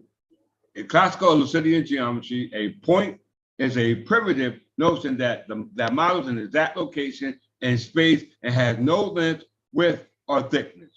Everybody understand that? All right. And modern mathematics, a point refers more generally to an element of some set called space. And we know before there was space, there was nothing. Before there was nothing, there was ether. All right. So we created the space to put that nothing in it. We created the space to put that nothing in it. All right. All laws governing geometry, measurement, is governed by that creator, i.e., that ether, which created nothing, which created that nothing to put that something in, which means you. That's why my name is Godfrey. Geo meaning earth, i.e., geo meaning earth, and Frey meaning Lord of the earth. Godfrey. All right. Let's go back to the tesseract, i.e., fourth dimension.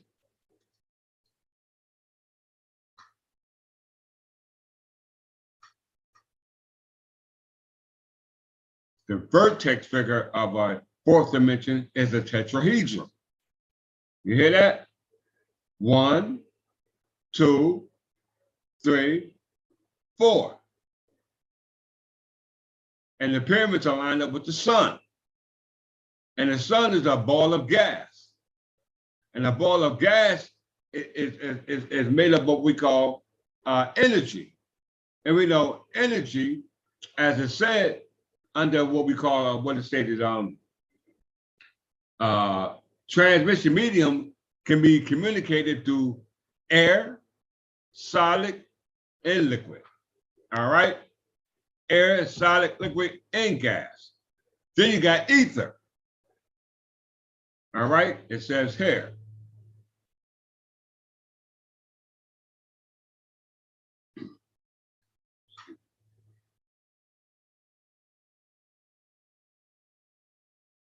A good example of what's going on. If I look at the box.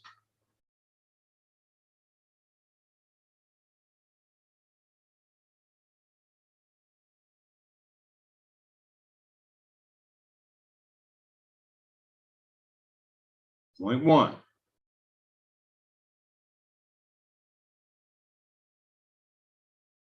Point 3. That's 3-dimensional on to 4th dimensional. That's a vacuum. But you need, in order to make that vacuum do the, what we call energy, back to as etheric beings, you need that understanding because you came from nothingness. The square is actually telling you, so you need to square up. You need to square up, I'm about to show you. Because ether was here before nothing, which created the something to put us in here. And our obligation is to get back nothing. That's point. Distance. Height. That's square 2. 3-dimensional now. Square up. Moving on to 4th dimensional. You don't like that example? Let's try this example. Boom. Point of entry. 2. Distance. 3. 0. What we call matter. All right. Then distance. All right. Measure. Geometry. All right. Then you got 2. You got 2, which means height. Then you got 4. 3-dimensional. Then 4th dimensional. Right? 4th dimensional is moving from matter to antimatter. Once again, moving from matter to antimatter. You see it here. From matter to antimatter. Back to here.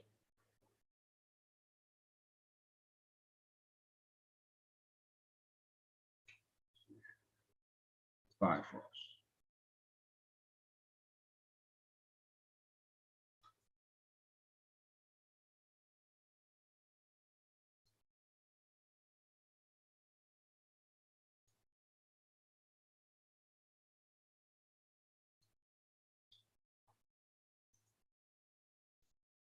In Norse mythology, also called Bilras, is a burning rainbow bridge that reaches between Middle Earth, i.e. Midgard, and Asgard, the realm of the gods. So Taj Tariq, or if you're watching this video, then you should be listening to what I'm saying. Those who follow Todd should be listening to what I'm saying, because he ain't telling you how to get to Asgard in the abstract. I'm telling you how to get to the crystal city, New Jerusalem. All right? When you are in your pristine state of existence as an Ethiopian, because you are part of the noble family.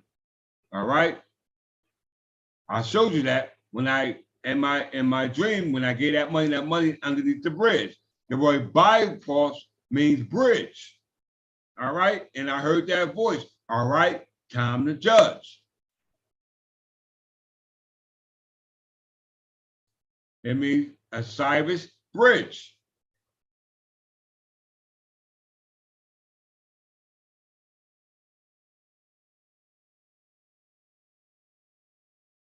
Etymology. Scholars Andy Oshkar suggest that Bifrost may mean shimmering path. He notes that the first element of Bilaras means a moment, suggesting the fleeting nature of the rainbow, which he connects to the first element of Bifrost, the Old Norse verb bifrost, meaning to shimmer or to shake. Noting that the element invokes notion of lustrous sheen of the bridge. Austrian Germanist Rudolf Simek says that the Bifrost either means the swaying road to heaven, or Bilra is the original form of the two, which Simek saying is likely the fleeting glimmers rainbow, connecting, perhaps meaning moment, weak point.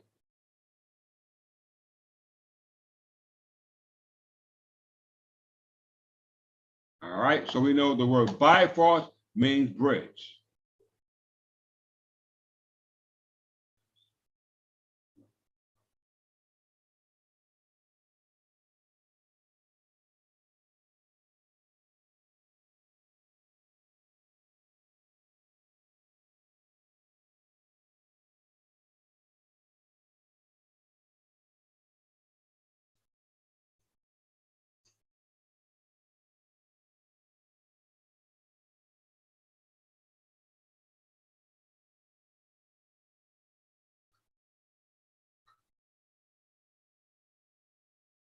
As you can see,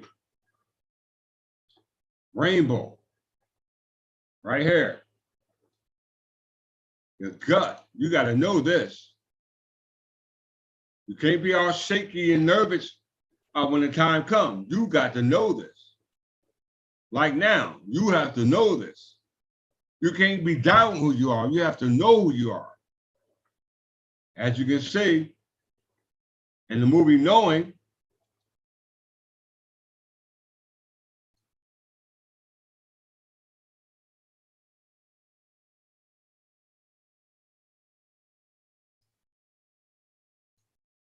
I need to watch that movie.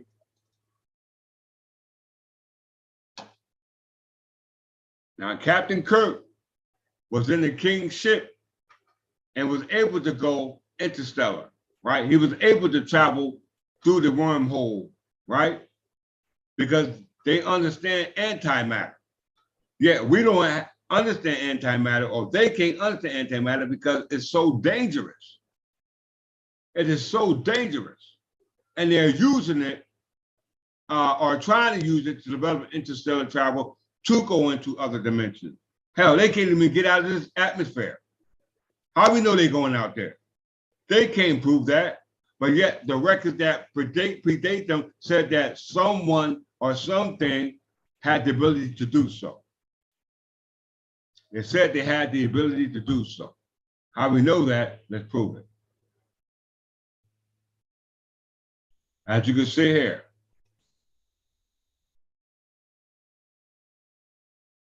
you see the sun and a man sitting on the throne as the Son of God, right? Coming in the clouds. Coming in the clouds with a chariot, i.e. a chariot. If you look at the movie, you see the chariot, a wheel within the wheel. It represents the four beasts, right? Then man being handed a scroll about what's coming, right? And about the effects of what's coming is going to have on the inhabitants of the world on the last day, okay? on the last day. It says the next day, Abby colors in the sun on the engraving which gives John a revelation. Did you hear that? Did y'all hear that? The book of Revelation was written by John. The next day, Abbey colored. Now, Westminster Abbey is a church. All right? Minister, new minister charter, new minister book of life, Liber Vitae. All right? Let's look it up. Let's look it up.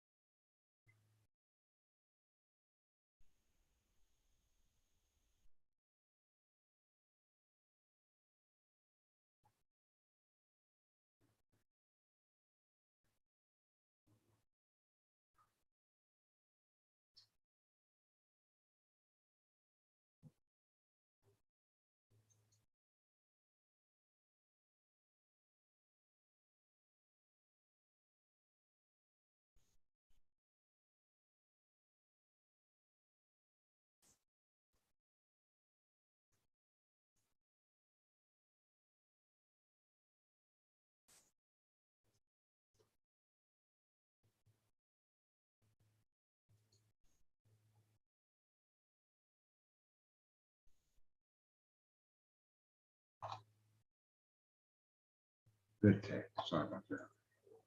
Vitae.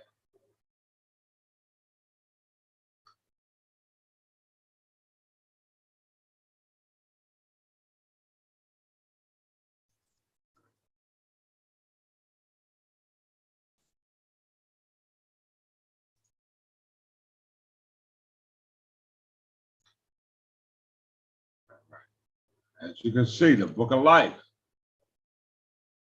You see this? Right here. Holding the peace sign. You know, when we always say peace, we always go like that. You see here, the book is open, right?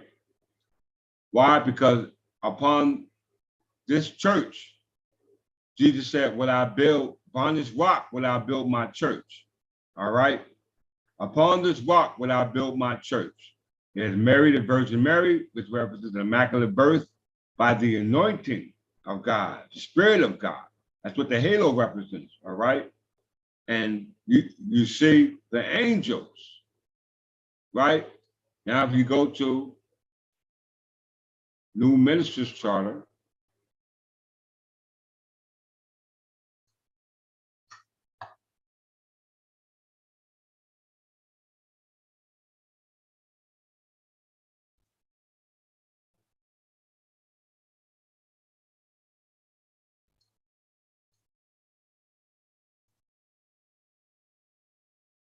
you see the same picture. Jesus, with the book is closed now, with the peace sign, and King Edgar, in lieu of the charter, shows that the position that he swore to uphold in lieu of what we call this line of succession or ascension as a result of being a son of the Father. And in the spiritual sense, King Edgar was representing that Jesus representing the Father, because he said he was about his Father's business and his Father's house. So it's no more than right for King Edgar to represent the same requirement that anyone sitting on that throne. Because it says that people change, but positions don't. Once again, people change, but positions don't. So if you hold an office, people coming in and out of that office, but the obligation of the office does not change. All right? The New Minister Charter is an Anglo-Saxon illuminated manuscript, hence the word illuminated. All right? Illuminated of King Edgar i.e. King Jefferson. King Edgar the Peaceful, i.e. King Edgar Jefferson. All right, Jefferson.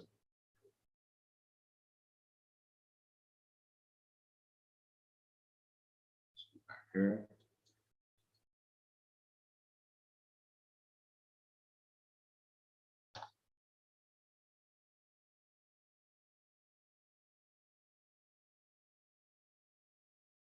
Once again.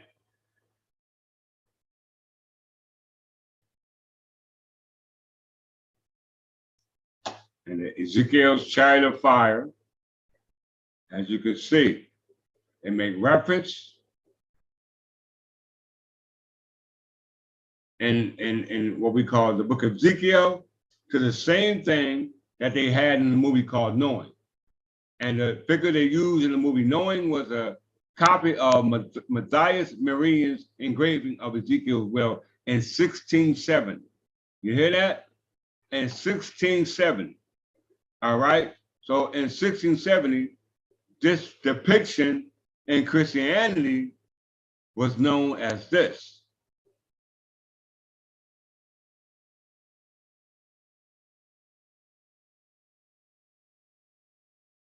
Christianity, according to Timo Escola, an early theologian, early Christian theology and discourse was influenced by the Jewish Macabre tradition. Similarity, you hear that? It was influenced by the Macabre tradition, all right? Similarly, Alan Seagal and Daniel Boyarin regards Paul Apostle account of the conversation experience and his ascent to the heavens. Did y'all hear this? And his ascent to the heavens, 2 Corinthians 12, verse 2-4. At the earliest first-person account we have of the Merkabah mystic in Jewish and Christian literature. Timothy Churchill has argued that Paul Damascus Road encounter, Acts 9, verse 1-9, does not fit the pattern of Merkabah, but this experience is not describing Paul's letter, and Acts does not claim to be the first person on the account. As you can see here,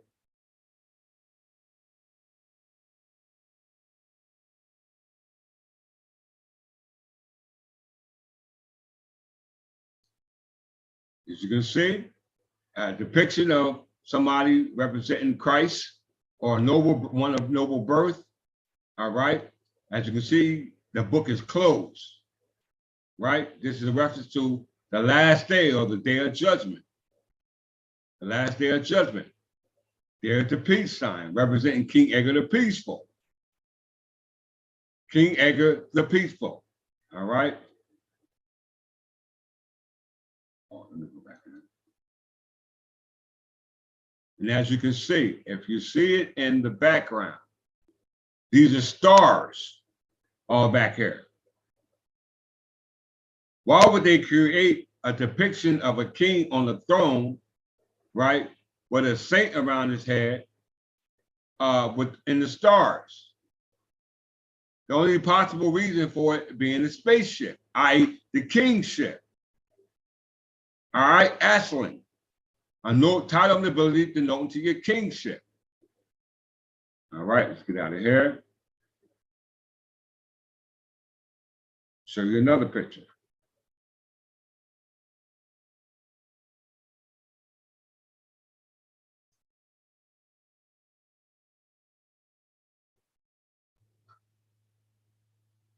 Of the Plantagenet crown.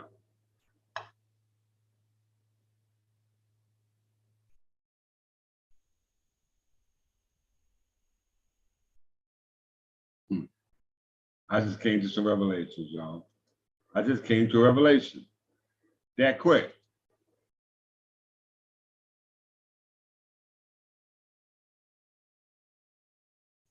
Why are our ancestors depicted as white versus black?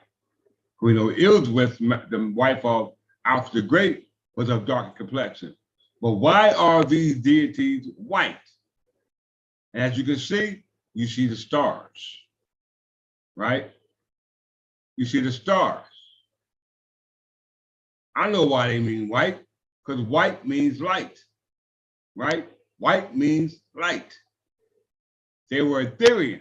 That's what it represented. That goes back to hair.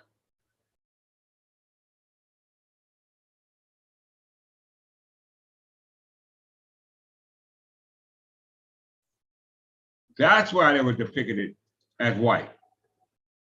Not based off the color of skin. That stuff didn't start till 1790. That's when that stuff started. But prior to that, our ancestors represent light. That's why the depiction of them were light. All right? You notice Alfred the Great and Ellsworth were darker complexion. Why? Because at that time, they were at warring. They were warring. They were warring amongst themselves. But the divinity in them, which will come out of them, was the result of them knowing who they were. Right? Knowing who they were. And the gift for knowing who you were was the birthright to inherit the kingdom of heaven. Which you see Henry III sitting on the throne, sitting in the throne and suspended in space. Right? So let's go back to what we call the movie Knowing.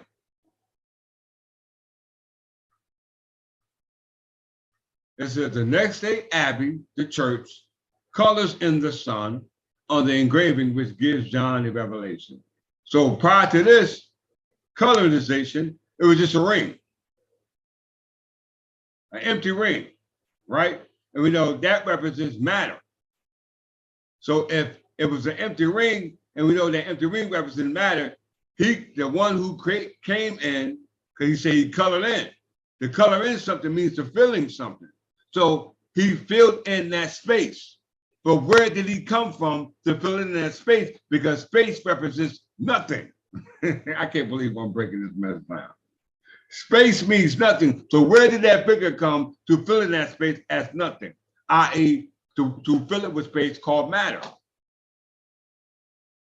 All right? It says the next day abbey colors in the space. When you color something, it gives a color. No matter what color you give it, it has a color. Engraving which gives John a revelation, i.e. the book of Revelation, chapter 21. All right? Chapter 21, verse 24 to 27. He rushed into the MIT observatory. We know observatory is what you look to observe the stars. And learns that massive solar flares with potential to destroy all life will strike the earth on the last date indicated by the message, i.e. the day of judgment. All right? As Diana and Abby prepared to take refuge in a nearby cave, John goes to school and finds the door on which Lucinda's engraved the final number. He identifies them as coordinates of a place where he can believe they may find salvation from the solar flare. So concordance is our ability to be able to track you. All right? A satellite, being able to track you where you are. But they can't track us in the darkness. We need a beacon to track us. All right? It says, he identifies them according to the place where he believes they may find salvation from the solar flare. All right? The skeptical, hysterical Diane loads Caleb and Abby into a car and pleads for the cave. At a gas station, the whispering beings steal Diane's car with Caleb and Abby inside. Diane pursues them at high speed in a stolen SUV, but is killed in a collision, a crash, with a semi-truck on the date her mother predicted. The beings take Abby and Caleb to Lucinda's mobile home, where mobile means a mobile home, a movable home, right? A movable home is not stationary. Look at the symbolic or symbolism in it. A mobile home. And we know home means is a house, and house it was created by John, and John talking about a house that's movable, i.e. a movable city, i.e. the Christian city where Jesus lived, Jesus' house, where John encounters them shortly thereafter. The beings acted as extraterrestrial angels, i.e. Of the noble family, because angels are part of God's family, and are leading children to a safety on interstellar arcs. Interstellar arcs. all right, was an interstellar arc.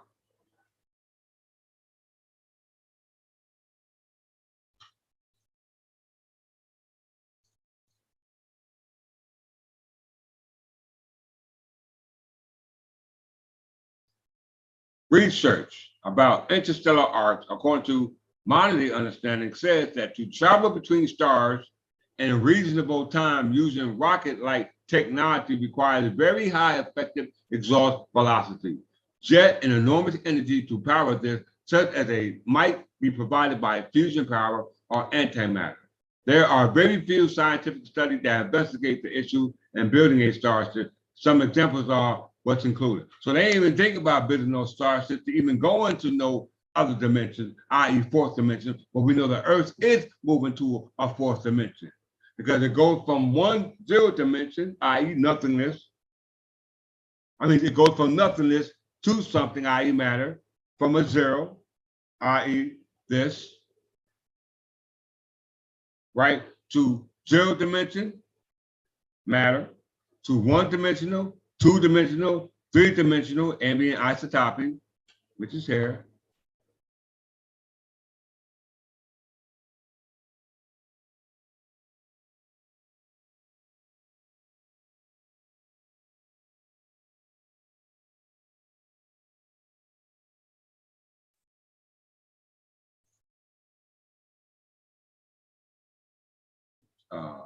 Like I said, this is matter.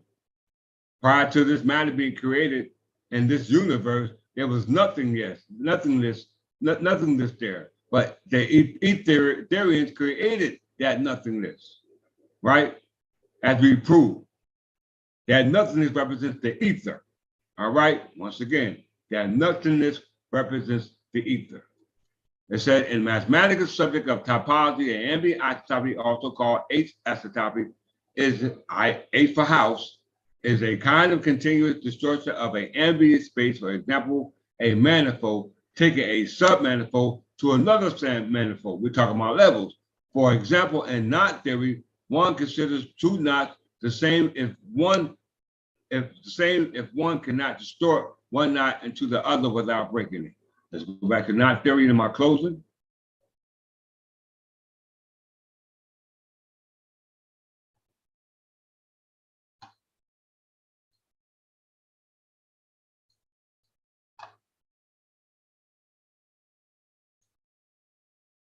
In topology, knot theory is the study of mathematical knots which is inspired by knots which appear in daily life, such as those in shoelaces and ropes, and mathematical knots differ in the ends are joined, so it cannot be undone.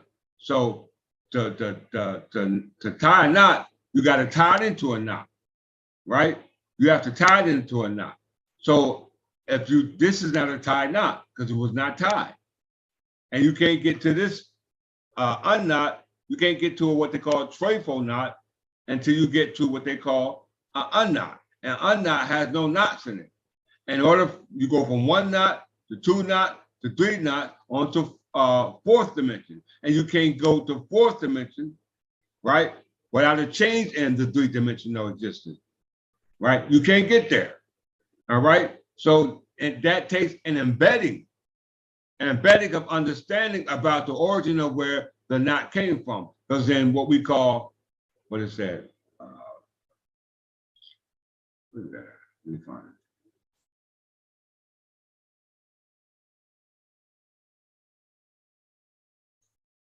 Okay.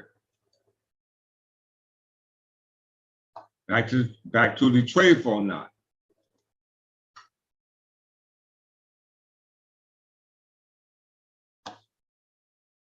This is a trefoil knot. For everyone to see it. I talked about it already, but I'm telling you again. So if you know about the trefoil knot, which originate from the unknot, then you have a good chance of finding the fourth knot, i.e. the fourth dimension, i.e. the tesseract, being able to move to the next dimension. All right, how we know it? Knot theory, a branch of mathematics. The trefoil knot is simply an example of a non-trivial knot. The trefoil can be obtained by joining knots together, the two loosest ends of a common overhand knot. by joining the two ends of a common overhand knot. Where is the common overhand knot? That's the Stafford knot, where my family comes from. So if you tie yourself back to this family, then you have a chance of being a part of an unbroken chain. Okay? An unbroken chain. It says the trefoil knot is named after the three-leaf clover or trefoil plant. All right? And if you understand that, then you may make it to what they call the four-leaf clover. All right? Because the four-leaf clover is symbolic of luck. All right? It's symbolic of luck. But you have to, that luck is evolved by you knowing the origin of the unknot and as well as the trefoil knot, because you can't get from a trefoil knot if you don't have an unknot. Now, unknot meaning there was a perpetual energy. And energy did not start at a particular time, as I always say, time never was when man was not. The life of time began, the time will come when it will be no more. All right? Just because God said he created you in his image, that don't mean that was your beginning. That's what they want us to believe, but that's not how it is. All right? They are not our creators. Our creators were not white based off the color. Our creators was white based off their divinity as etheric being. All right? They took that divinity from you by overhanding you and underhanding you, by tying your understanding into a knot where that energy being able to upload that by what they call mind uploading, which is called computer uploading, what they call it again.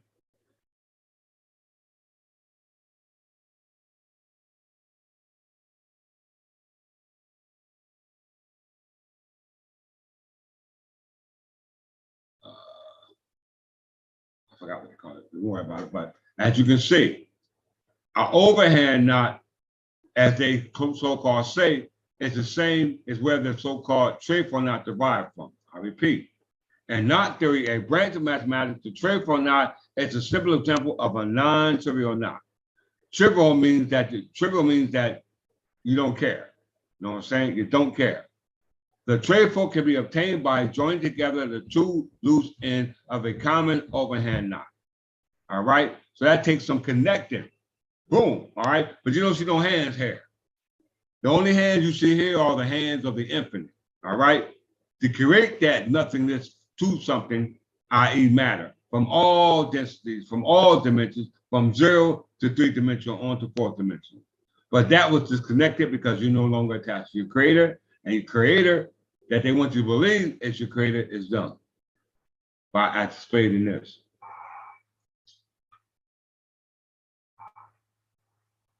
At the hands of your creator.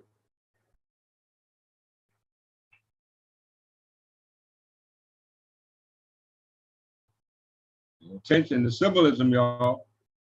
You didn't see that here, did you? You don't see no hands here. Not at all. All right, so really understand what's going on about the redemption process for us as English Anglo-Saxon Protestants. England Anglo-Saxon burghers. We must understand what our ancestors have prepared for us. But the only way you can do that is through mind uploading. Mind uploading results in what they call uploading your immortality. It didn't say downloading. It's uploading your immortality. So you have to upload your immortality as a result of what they call beaming yourself up by way of light, energy. Energy. All right? You have to understand that. And with that, we're closed with this picture.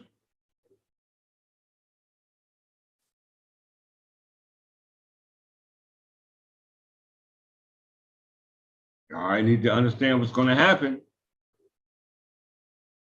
Our ancestors coming for us. For the individual say you don't believe in the rapture, yeah, based off your abstract understanding, yeah, you don't. But I just do some mathematics at you. I didn't do some physics at you. I didn't throw some geometry at you. I didn't do some history at you. I didn't do some philosophies at you. I didn't do everything at you that you can make a sound reason, because we know sound reason is based off transmission medium. You need a medium to transmit the information to you from which you originated from, so you can get back there. That's what you call directions. So in lieu of chapter 4, verse 17 of Thessalonians,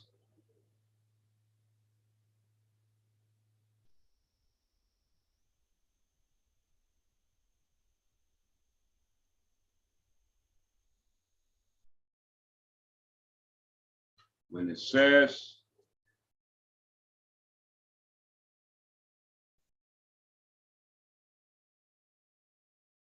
but we do not want you to be uninformed, i.e. ignorant, i.e. unconscious, i.e. not knowing. You have to know, because they showed you in the movie knowing. And Atheling, the movie knowing, is Knowing. The word Atheling is Aetheling. Atheling means noble, and ing means belonging to.